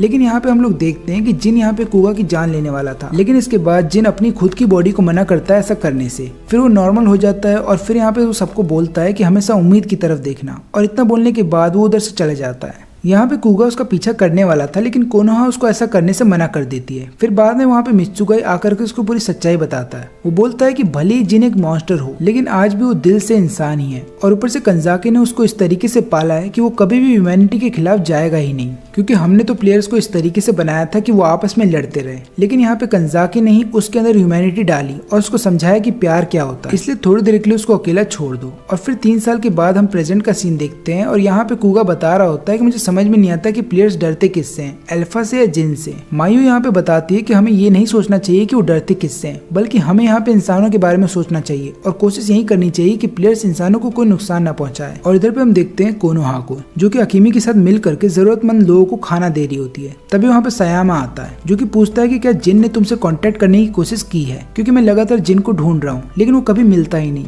और यहाँ पे ये दोनों भी बोलते हैं कि जिन ने कभी भी हमसे कांटेक्ट नहीं किया, लेकिन यहाँ पे कोनोहा सोच रही होती है कि जिन अभी क्या कर रहा होगा। और फिर हम लोग देखते हैं कि एक रात ऐसी आ जाती है जहाँ पे जिन सबके सामने आता है और यहाँ पे 2 मॉन्स्टर्स को मार देता है और 2 इंसानों की जान बचा लेता है। लेकिन यहाँ पे सेजी उसको छुप करके देख रहा था क्योंकि सेजी अभी बच गया था। फिर इसके बाद जब जिन अकेला एक जगह खड़ा होता है तभी वहाँ पे स्वीपर आ जाता है। वो बताता है कि मेरे मास्टर तुमसे मिलना चाहते हैं, लेकिन यहाँ पे जिन बताता है कि याद रहे मेरे रिंग की वजह से वो मॉन्स्टर में बदल सकते हैं। तो यहाँ पे स्वीपर बोलता है कि तब भी मेरे मास्टर तुमसे मिलना चाहते हैं और वो बात करना चाहते हैं कुगा के बारे में, क्योंकि उन्हें ऐसा लगता है कि आगे चल करके कुगा भी ह्यूमैनिटी के लिए बहुत बड़ा खतरा बन सकता है। अब ये सुनने के बाद यहाँ पे जिन बोलता है कि ठीक है मैं मिलने के लिए आ जाऊंगा, और इतना बोलने के बाद वो वापस से अपने जेट वाले फॉर्म में आ जाता है और सभी प्लेयर्स को ढूंढने लगता है जो भी इंसानों के बीच में छुपे हुए हैं ताकि उन सबको वो खत्म कर सके।